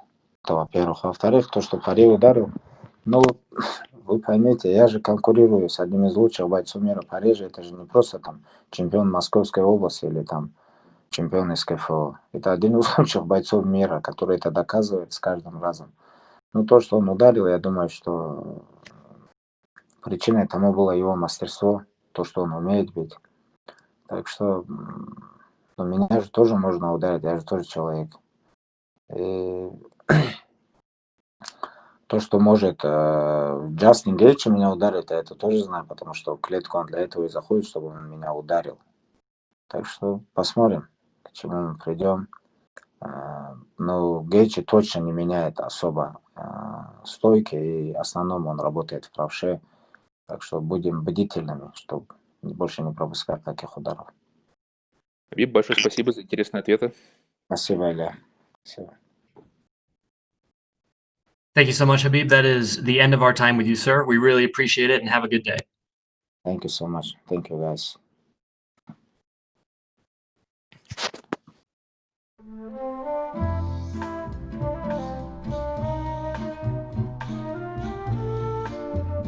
Last up, we will be joined by Michael Chandler at the top of the hour in about 18 minutes. We appreciate you sticking around for that.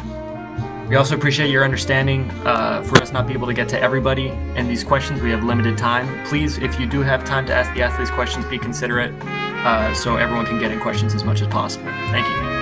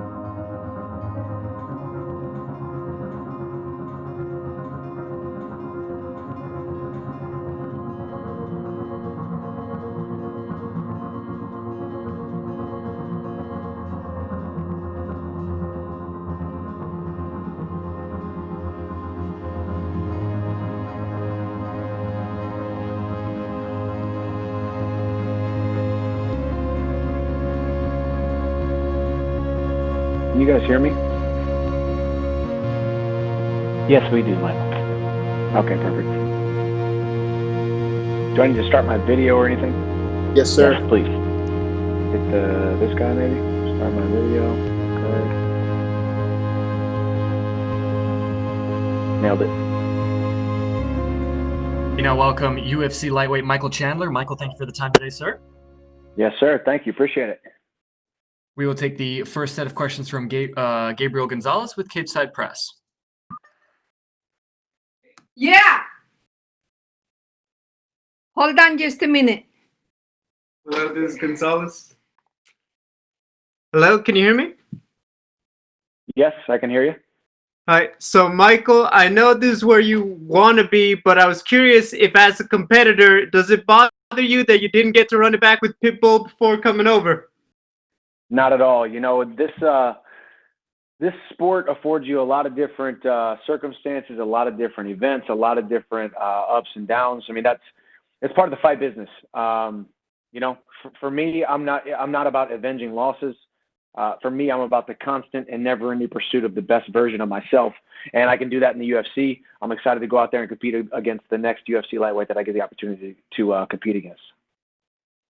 Out of curiosity, how much of that peace of mind comes from the fact that you never did close out number 3 with Eddie Alvarez?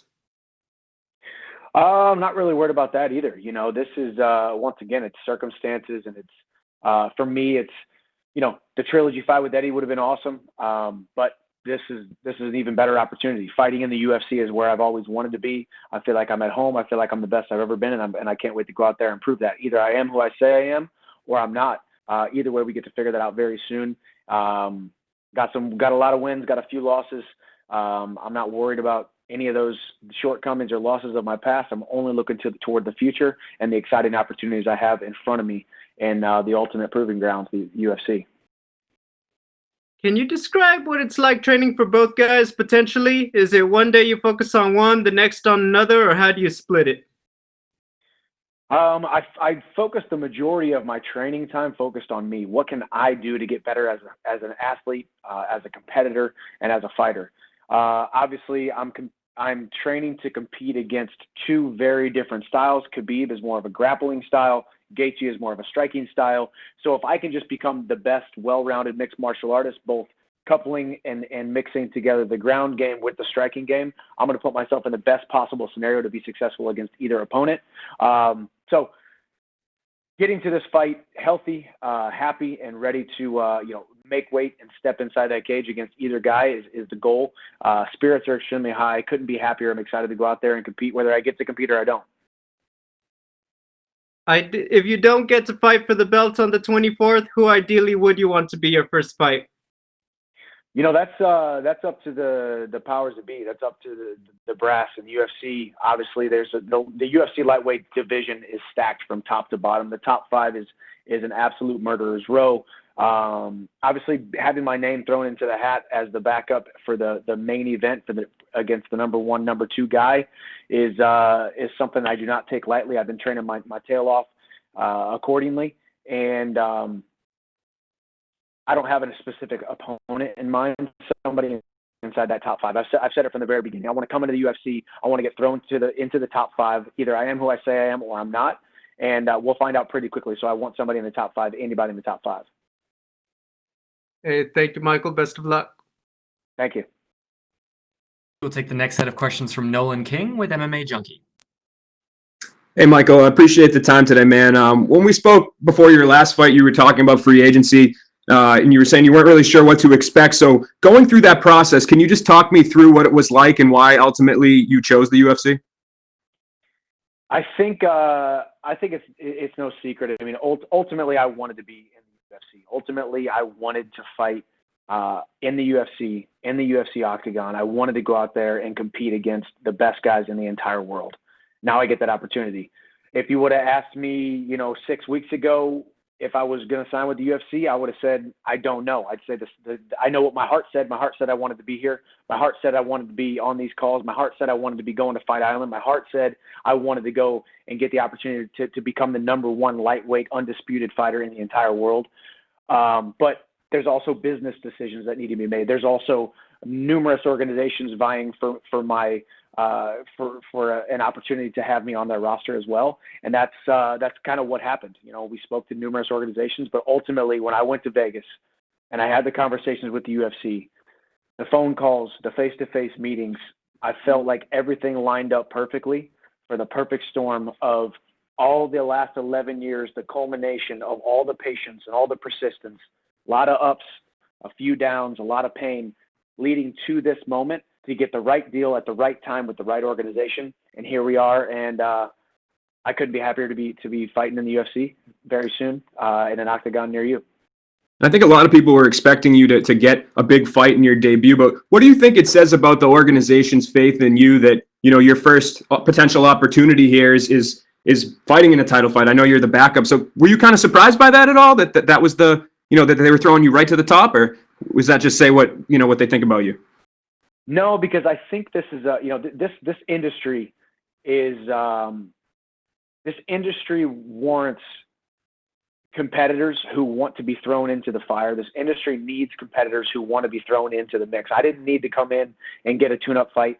I think Dana and the powers that be understand who I am. They followed my career for the last 11 years. They know when I step inside the cage, I'm going to come forward, I'm going to bite down on my mouthpiece, and I'm going to go out there and compete extremely hard in an entertaining fashion. So that was also my request as well. I didn't want to come in and get a top 15, top 10 guy. I wanted a top 5 guy right away. I want to be thrown into the mix. And I didn't need to come in and earn the right to be inside that top 5. I wanted to be inside the top 5, and we'll find out pretty quick. Either I am who I say I am or I'm not. But I'm not surprised by it. This kind of does work out perfectly. You got a guy in Khabib who has pulled out of numerous fights. Justin Gaethje, I don't think has pulled out of too many fights, but we're living in the COVID-19 era of mixed martial arts where we're taking upwards of 5, 6, 7 tests on leading up to the fight. So the chances of people testing positive, you know, before we just had to worry about weight cuts. We had to worry about injuries. We had to worry about weight cuts and injuries, but now we have to worry about COVID-19 as well. So it's smart to have a backup. I have, number 1, never pulled out of a fight. Number 2, never said no to a fight. Number 3, never missed weight. So I'm the perfect guy at the right time to get this opportunity to show up to Fight Island, to be the backup, and have my name thrown right into the mix. And I think it does say a lot about the UFC's view and vision of me and for me moving forward. Last one for me. We've seen backup fighters in the past. You're perhaps the most high-profile backup that we've seen. So when you prepare, you're obviously preparing like you're fighting on that date. Is that difficult at all, knowing that, you know, Khabib and Gaethje, they have one guy to prepare for, so to speak, but you're kind of preparing for 2? It's true, but really, truthfully, if bad luck does befall the UFC and all of a sudden Michael Chandler has to step up and fight one of those guys, turns out I'm in the better situation because I've been training to fight either one of those guys, and neither of them have been training to fight me. But that's neither here nor there. The focus is 90% focus on myself. Where can I get better in all areas of mixed martial arts? Obviously, work on a ton of ground game for that Khabib opportunity and option. Focus on and clean up my striking, offense and defense for that possible Gaethje matchup. I think I match up extremely well with both of them from a mixed martial arts mixing of all the different styles.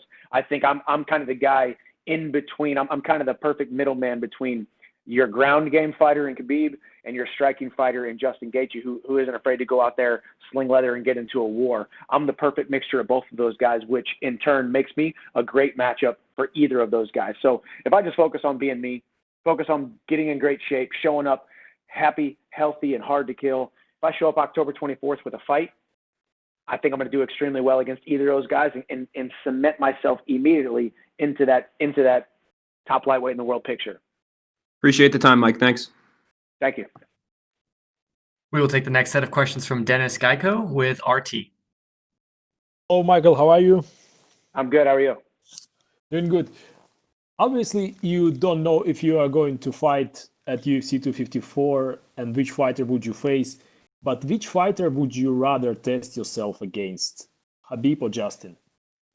It's always been the number 1 guy, and this has always been the question that gets asked to me all the time. Who's your dream matchup? My dream matchup is whoever the number 1 guy is in the world.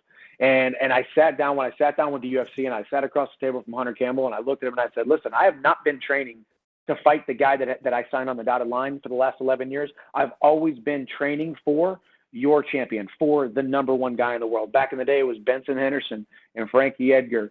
And then all the way through the Rafael Dos Anjoses and the Anthony Pettis's, and then into the Eddie era, and then the Conor era, and then now the Khabib era. I've been training to fight those guys since day one. So for me, it's always been, who's the number one lightweight in the world? The number one lightweight in the world is Khabib Nurmagomedov. He's looked as close to as unbeatable as any fighter ever has in the history of the sport. So that's the guy I want to test myself against. That's the guy who it excites me to stand in front of. That's the guy who it excites me to stand across the cage from. So he's the number one guy. I want that number one spot. Either way, it's hard to talk about this scenario without realizing that this is bad luck happening for the UFC and this main event falling off and then me stepping in. But if I had it my way, if a fighter does pull out, I would like for it to be Gaethje, so I can fight Khabib, be the number one lightweight in the world, the night of October 24th. Do you remember the day when Khabib won the championship belt against Jaquinta on April 7, 2018? Where were you back then, and were you watching this fight live? I was watching the fight live. I've always been interested in Khabib Nurmagomedov as an athlete. From day one, when he first stepped into that UFC octagon, I knew he was a special talent. I knew he was a special competitor. I knew he would eventually be the champion, be the number one lightweight in the world. He's always been a guy I've had my eye on. He's a guy who I've at times emulated and tried to pull things from his style. He's also a guy that I've trained for the last, 3, 4, 5, 6 years to make sure, okay, I need to have my game in a place where I can beat that guy. And now I possibly get that opportunity. I think I was at home. I was having a party. I was having people over for the fights, and we were watching it. And I remember being in the room with numerous family members and friends, and all of us saying, okay, that's our guy. And he's probably going to be holding that belt for a very long time. Possibly whenever I step foot into the UFC octagon for the first time, I bet he's probably still holding the title. Here we are, fast forward 2-3 years later, and that is the case. So now I get that opportunity on October 24th, possibly, if not October 24th, sometime in 2021. So did you think back then, how would you do in this fight against Khabib when you were watching him fighting Jaquinta?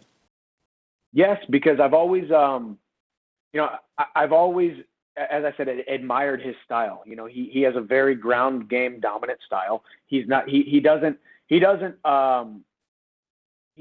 it be known exactly what his style is going to be. He's going to come forward. He's going to put pressure up on you. He's going to push you up against the cage. He's going to pick you up. He's going to put you down, and he's going to hold you there for 25 minutes if you let him, or until he gets the finish. So that's a part of my game that I've always said, I think I have the right recipe to beat a Khabib. Now, Khabib Nurmagomedov is the best lightweight in the world. As the records stand, as the rankings stand, he is the number one lightweight in the world. But I believe I have the recipe to beat Khabib Nurmagomedov. I believe I am the dark horse of the division. I immediately went from outsider to insider to dark horse to champion in the next 12 months, and that's what I'm going to do. And whether I have to beat Khabib or I beat Gaethje or I beat someone else, I will be UFC lightweight champion in the next year. All right, thank you so much. Thank you. We will take the next set of questions from Ezekiel Berganzi with Somos MMA. Hey, hello, Michael. How are you? I'm good. How are you? Fine, thank you. So, like you said, you jumped from the outside and you just get into the mix of the top 5 contenders in the lightweight division. So, do you feel pressure about that? And do you feel like this is similar to the Ben Askren situation when he just got signed to the UFC and he got in the mix, in the top 5 mix? No. So number one, I don't feel any pressure whatsoever. This is the biggest opportunity with the least amount of pressure. Pressure is stepping in the cage against a guy that you're supposed to beat. Nobody says I'm supposed to beat Khabib. Nobody says I'm supposed to beat Gaethje. Nobody says I'm supposed to beat anybody in the top 5. I say that. My family says that. My training partners say that. My coaches say that. So there's a very small group of people out there that truly believe that I'm, the number one lightweight in the world. but they also didn't think I was going to beat Eddie Alvarez back in 2011 when I was 8-0, only 16 months into the sport.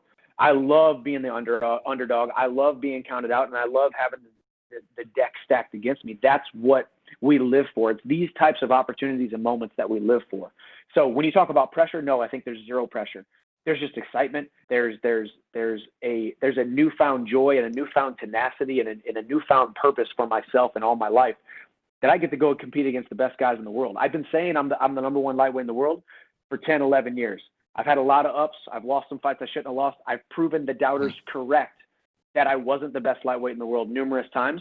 But now here I am as I sit here today and speak to you and speak to the media. I believe I'm the best lightweight in the world. I'm the best shape mentally, physically, and spiritually that I ever have been.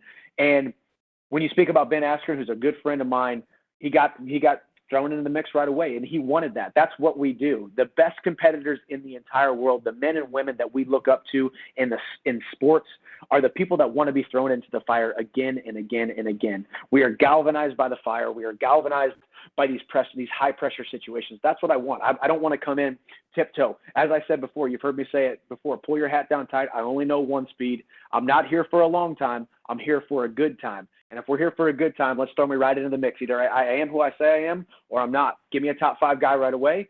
Give me number 1, number 2, October 24th. We'll see. Do I sink or swim? There were a lot of comments from fighters like Charles DuBronx or Dan Hooker, and he said that he would love to welcome you to send you back to the B leagues, to the second leagues. Do you think that there is a lot of underestimate from the UFC fighters to the Bellator fighters that bothers you, that maybe people look Bellator fighters and say, oh, he will not make it to the UFC, or he will not have the capacity to beat a top 15? Do you think that bothers you? What do you think about that? I think the good thing is people are talking. Let's be honest. The press is good. Whether guys are saying I'm a B league fighter, they're saying I'm a no name, they're saying I'm a minor league fighter. That's fine. That is their opinion. They're entitled to it. There's a very large contingency of people out there who think I am in the top of the division, of the lightweight division in the world rankings, in the standings. There's a lot of people out there who believe that.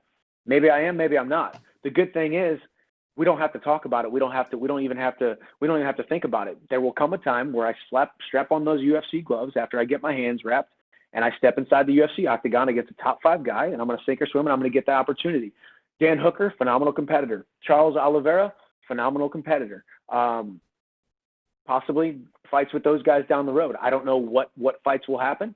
As I said, I'm not a matchmaker. I'm the fighter. I show up.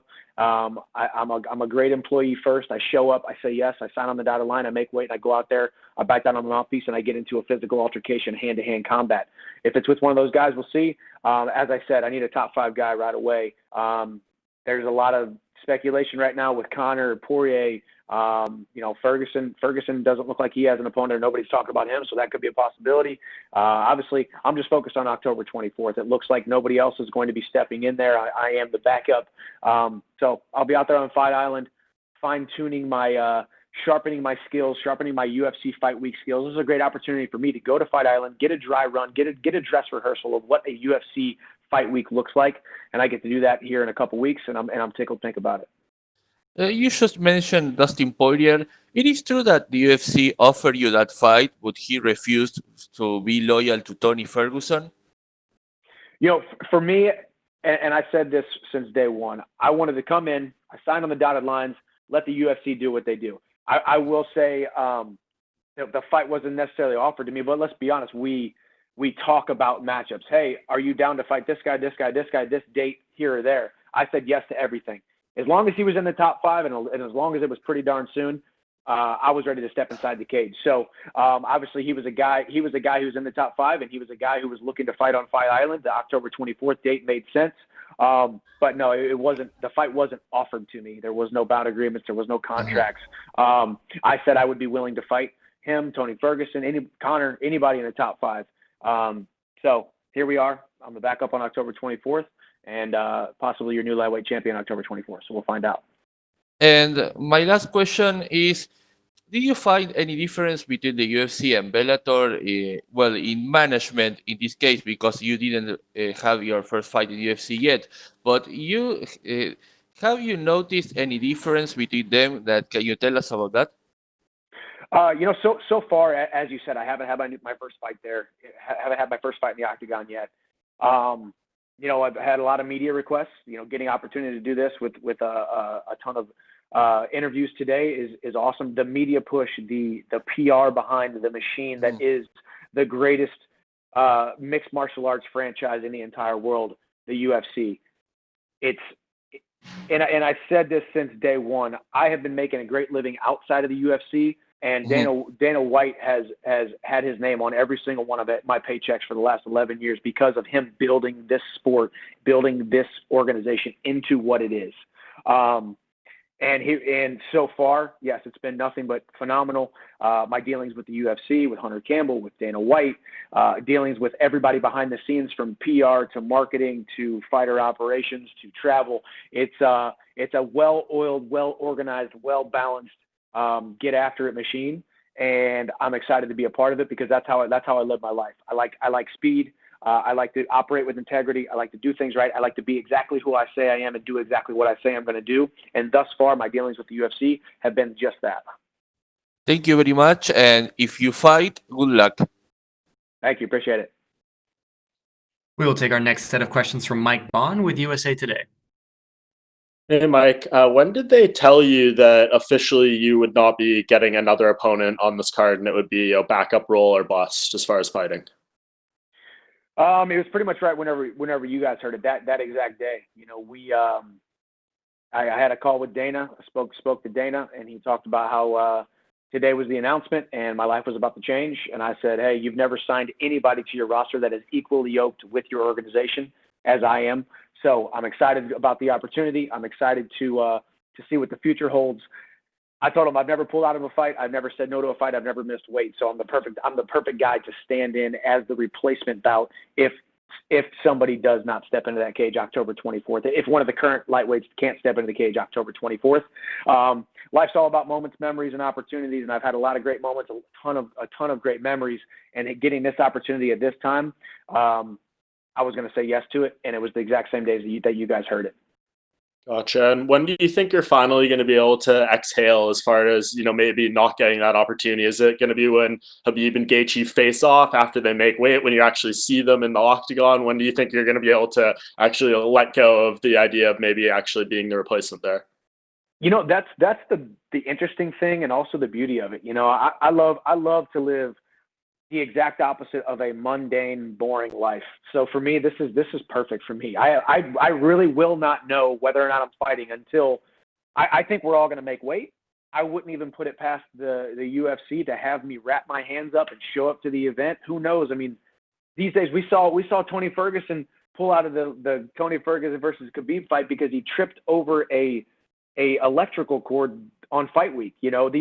Anything can happen inside that octagon, and anything can happen before we step into that octagon. So my job description is the number one lightweight contender who will step into the cage for one of these guys as a replacement, whether it's replacement today or a very, very late replacement on October 24th, 7 minutes before those two guys are supposed to fight.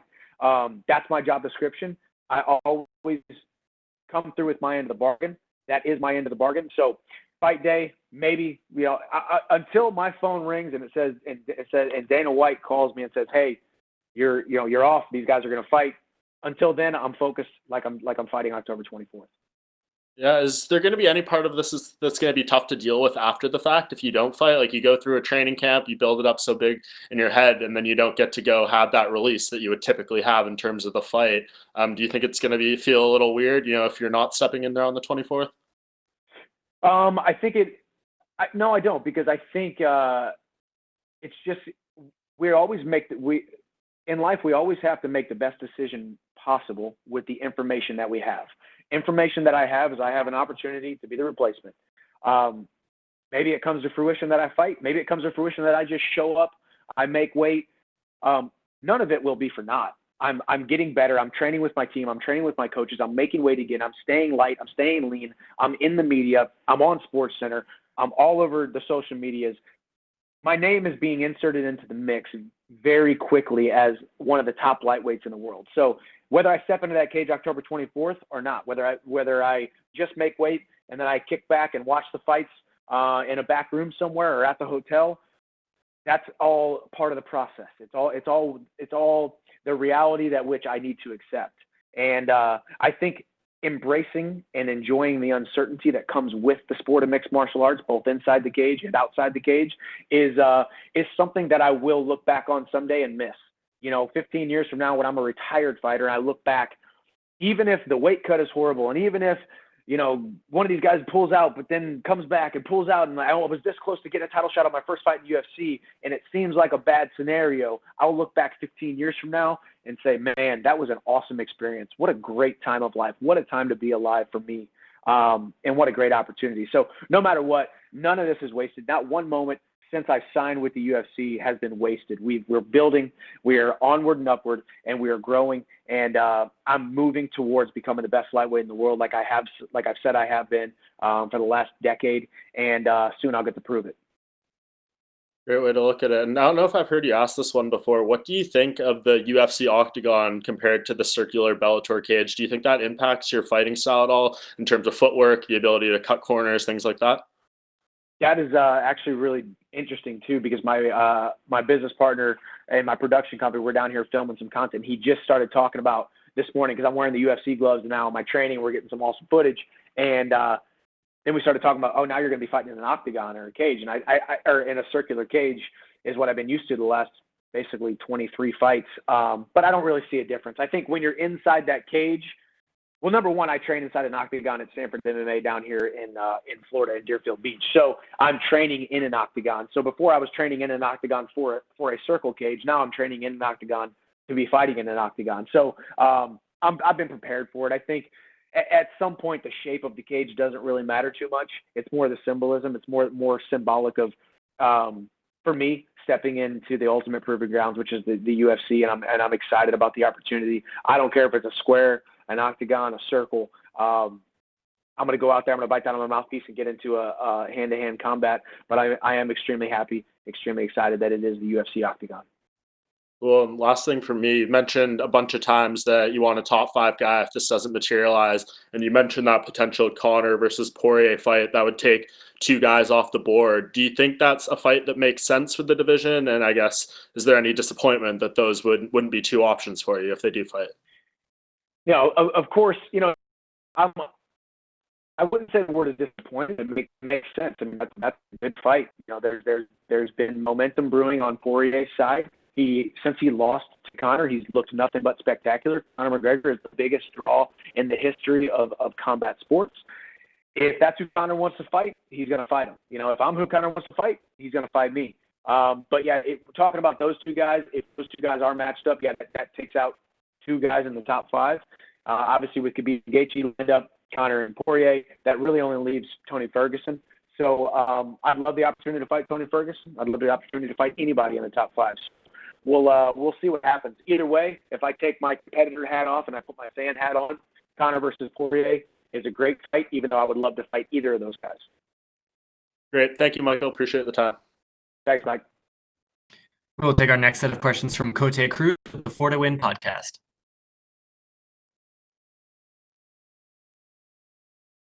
Michael. Hey, Cote, how are you? Hey, how you doing, buddy? Congratulations on getting into the UFC. And cheers, man. Thank you. Looks like some tasty water. Let's go. Oh, yeah, sorry. That's okay, buddy. So you come into the organization as a big name in the sport. Dan Hooker and Paul Felder already threw their names into the hat to welcome you to the octagon. You're currently the alternate to this fight in UFC 254. Please walk me through the journey that started back in 2009, back in the Ozarks, down into this instance of Fight Island. Do you believe you're crossing the UFC's door at the right time? I am. I think this is the perfect time for the perfect opportunity, and I am in the perfect spot to be thrown into the mix. You talk about 2009. So for those that don't know, I graduated college in May of 2009. I fought my first fight in August of 2009 down at Lake of the Ozarks, Missouri. Tyron Woodley was my manager, training partner, coach, corner man. We stayed at a little Marriott down at Lake of the Ozarks, Missouri. Got my first win. But even at that point, I still didn't know that mixed martial arts was going to be my career. If you would have asked me a year prior, or even asked me at that moment, hey, are you going to do this for the next 10, 11 years, make a great living for your family, make a great platform to try to inspire and motivate people and move people with what you do, I would have said, I don't really know if that's going to happen. Here we are, 26 fights later, 11 years later, and I feel like all of it was culminating to this moment, to this opportunity, and I couldn't be more happy. I think, and I even told Dana White this whenever we spoke, I said, hey, 2 years ago, I don't think I would have been ready. 4 years ago, I wouldn't have been ready to be the superstar, to be the man that you need me to be for this organization, to be the champion that you need me to be for this organization. But right now, in 2020, where I'm at mentally, physically, and spiritually, where my skill set is, where my confidence is, where my purpose is, this is exactly where I need to be, and I have no doubt that my feet are planted firmly on solid ground, exactly where I need to be for this moment and this opportunity. It's been a long, long ride. A lot of ups, a couple downs, a lot of pain, a ton of awesome memories that I've made. And now I still think the best is yet to come. My best days are out ahead of me, and I'm extremely excited about the opportunity. Yeah, and a body of work that speaks tons about the kind of fighter you are.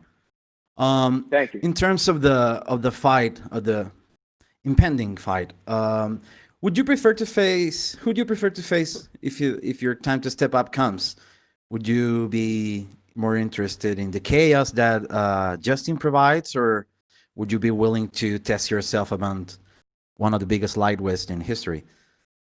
I've always said that the number one lightweight in the world is always my number one choice. When people say who's your dream matchup, it's never a legend of the past. It's never anybody that doesn't hold the UFC lightweight belt, the number one guy in the world. So for the last number of years, it's been Khabib Nurmagomedov. That's why I have spoken on the subject on him as much as I have. So ideally, it's a fight against Khabib, but no matter what, the Chandler versus Gaethje fight has to happen somewhere down the line. He's a guy who's on record who said, I want to make my opponents see their own blood. I want to engage in car crashes with them. And there's no better dance partner than me to go get into a bunch of car crashes in front of millions of people in the UFC octagon. I respect both men as competitors. I respect both men as athletes. They right now are my number one, Khabib, and number two options for the two fights that I want, but Khabib would definitely have to be number one. Just to connect real quick with this thing you said about not being interested in fighting guys from the past or whatever, I was thinking about if you had any kind of bucket list kind of fight, like with active fighters, whatever, it's just for the love of the sheer violence and the sheer joy of watching you perform. Who would you think that would bring the best out of you? So I think if this was, I think if this was 5 years from now, 10 years from now, and I was a young up and comer 10 years from now, and I'm a lightweight, I would say Khabib. I would say Khabib today, and I would also say Khabib for the next decade, because Khabib has shown to be just about as unbeatable as you possibly can be in the sport of mixed martial arts and at the lightweight division. He has barely looked infallible whatsoever. He is extremely dominant. He is a man who really truly lives out his passion for mixed martial arts. So to me, as a competitor, as an athlete, he's the guy that I want to face in the entire world, among all of the different classes of mixed martial arts, when it comes to the very beginnings in the 1990s, the 2000s, and now into 2020. Of course, there's other guys. GSP is one of the greatest of all time, who's around my weight class. I've always had a ton of respect for him. Back in the day, it was BJ Penn and Matt Hughes, but for the most part, it's Khabib and it's Conor. Khabib because he is the best athlete we've ever seen, the most dominant pound-for-pound mixed martial arts athlete we've ever seen, I believe. And then Conor McGregor because he is the biggest, most polarizing figure that we have ever seen, and may very well will ever see and not just in the sport of mixed martial arts, not just in combat sports, but in sports in general. I see. What are your main objectives now that you're able to showcase your skills and heart on the biggest platform this beautiful sport has to offer? And I mean, I know that MMA is a results kind of game, but besides the result, beyond that, what are your main objectives now that you're here?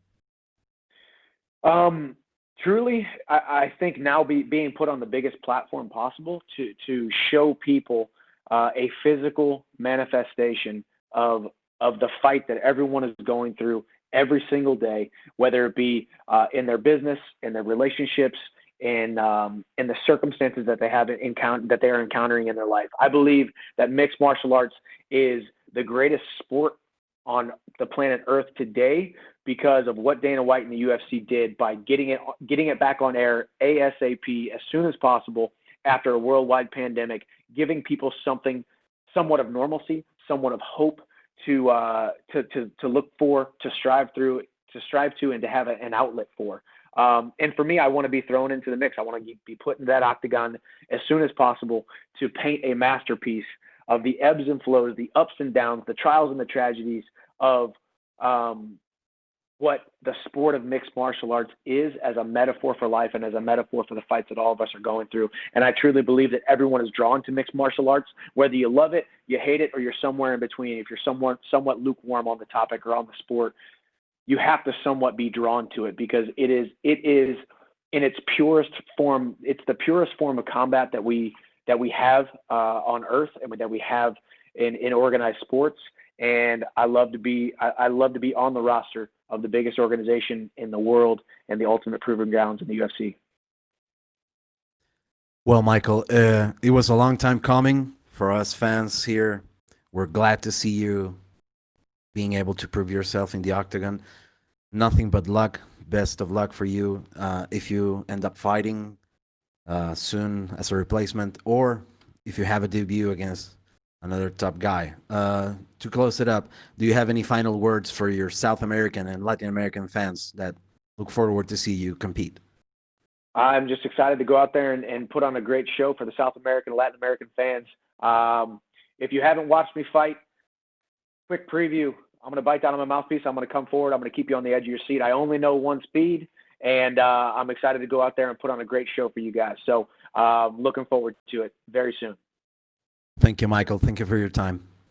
Thank you. And we will take our last set of questions from Pablo Santamaria with Noti MMA Ecuador. Hi, Michael. Can you hear me? I can, yes. Well, the first thing I want to ask you is, what was your reaction when Dana told you that you will be the replacement for the title fight? It wasn't something that I necessarily saw coming, but I knew we were talking about that October 24th date.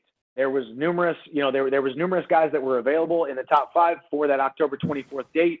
Whenever the stuff was happening behind the scenes with the other fighters in the top 5 who didn't want to step into the cage to be October 24th, that seemed like the best option that the UFC needed out of me. I've never once turned down a fight. I've never once said no to a fight, and I've never once missed weight. So I am the perfect guy to be the backup for October 24th, arguably the biggest card of the entire year, and arguably one of the biggest UFC lightweight title fights in the history of the company. So to get my name thrown into the mix and to be the guy that the UFC can rely on if things start to go south was a perfect storm for me, because it shows my reliability, and it shows also the UFC's vision and view for me and my career right out of the gate. So Dana said he always loved the guys that fights anytime, anywhere. It doesn't matter with who. So how's been your relationship with Dana until now? It's been phenomenal thus far. You know, we've had some really great conversations talking about vision, talking about future, talking about philosophy of mixed martial arts, talking about and I told him since day one, you've never signed a guy who's going to be a better employee and who is more equally yoked with your organization, the vision you have for this company, as well as a phenomenal athlete. I am that guy for you, and I will be that guy for you day in and day out. I've never turned down a fight. I've never said no to a fight, and I'm excited to go out there and compete against the best guys in the world and go win your UFC lightweight title. And I told him that. And I told him I'm going to be champion in the next 12 months.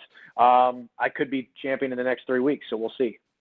So, okay, I get it. So if you don't get to fight, do you think this will be a good experience and make you grow as a fighter or as a person? Absolutely. You know, this is an opportunity that there's a little bit, a lot of uncertainty, you know, that surrounds it. You know, I know on October 14th, we head to Vegas, we quarantine, we get our coronavirus test, we hop on a plane, we go to Fight Island, and we spend about 7 days there on Fight Island for a fight card that I may or may not be on. You know, I understand there's a lot of uncertainty. I understand that there's no guarantee that I'm going to fight. Chances are there's in all likelihood, I probably won't fight. But you have to have a fallback plan. You have to have a safety net, and there's no better, more exciting, more willing and able competitor to be your fallback plan than myself, especially as hungry as I am. I said right away, I'm not here for a long time. I'm here for a good time. They know they're not signing the 22-year-old kid who's going to be here for the next decade and a half. I want to come in right away, shake things up, throw my name into the mix, and prove to everybody that I'm one of the best lightweights in the entire world, if not the best lightweight in the entire world. But for me, all of this is a brand new experience. You know, I've been doing this. Been engaged in the sport of mixed martial arts, competing in a cage, making a living in mixed martial arts for the last 11 years. But this is just the first month that I've now been signed with the UFC. So getting my footing underneath me, being reached out to by all the UFC staff, USADA staff, PR, communications, and then when we get out to Fight Island, meeting people face to face, getting to get the personal touches, the personal relationships right away, because these people are going to be my colleagues for the next foreseeable future, for the next 10, 15 fights, until I call it quits. So for me, it's a good dry run, dress rehearsal, and an exciting time in my life, whether I fight or not, October 24th.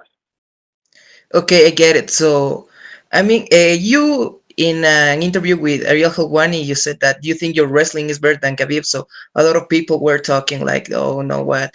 I don't think he's better than Khabib on his wrestling." But what you will say to that people? I mean, I saw your wrestling sessions with Kamaru, and they are like unbelievable. So what will you say to the people that haven't seen you wrestle?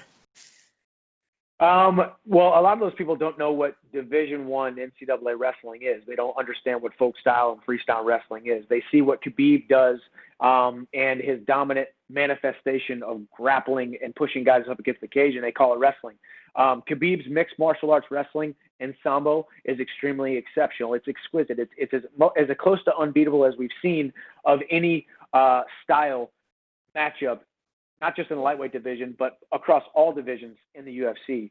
And but what I bring to the table is a perfect mixture of mixed martial arts, striking tenacity, mixing it up with wrestling, being able to pick a guy up, put him down, and being able to get up if Khabib takes you down, and being able to hold Khabib down if I take him down. That's what I believe. You know, I could be wrong. I don't think I am. I think I'm correct in my assessment of my skills, and I hope I get the opportunity to prove that in the very near future. Okay, Michael. So if you cannot fight Justin or Khabib, you have Tony, Dustin, and Conor. If you could pick any one of those three, who would you pick to fight? Conor's the biggest name in combat sports, in the history of combat sports. So if we have fans there, I want to be a part of a Conor fight with a ton of people in the crowd, millions and millions watching on TV, on pay-per-view.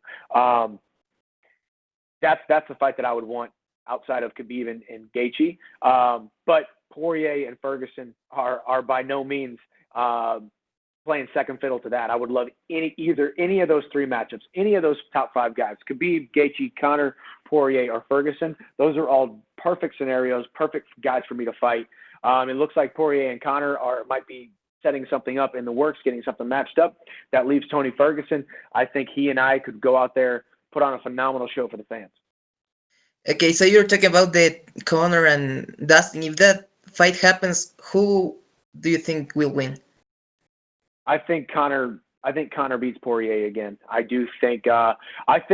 I think the Conor that we saw step into the cage against Cowboy Cerrone in his last outing, I think that, you know, we didn't get to see much of his skill set, but his poise, his focus, he looked like he, you know, Conor is a constant pinball of being extremely motivated and then kind of going off the rails a little bit.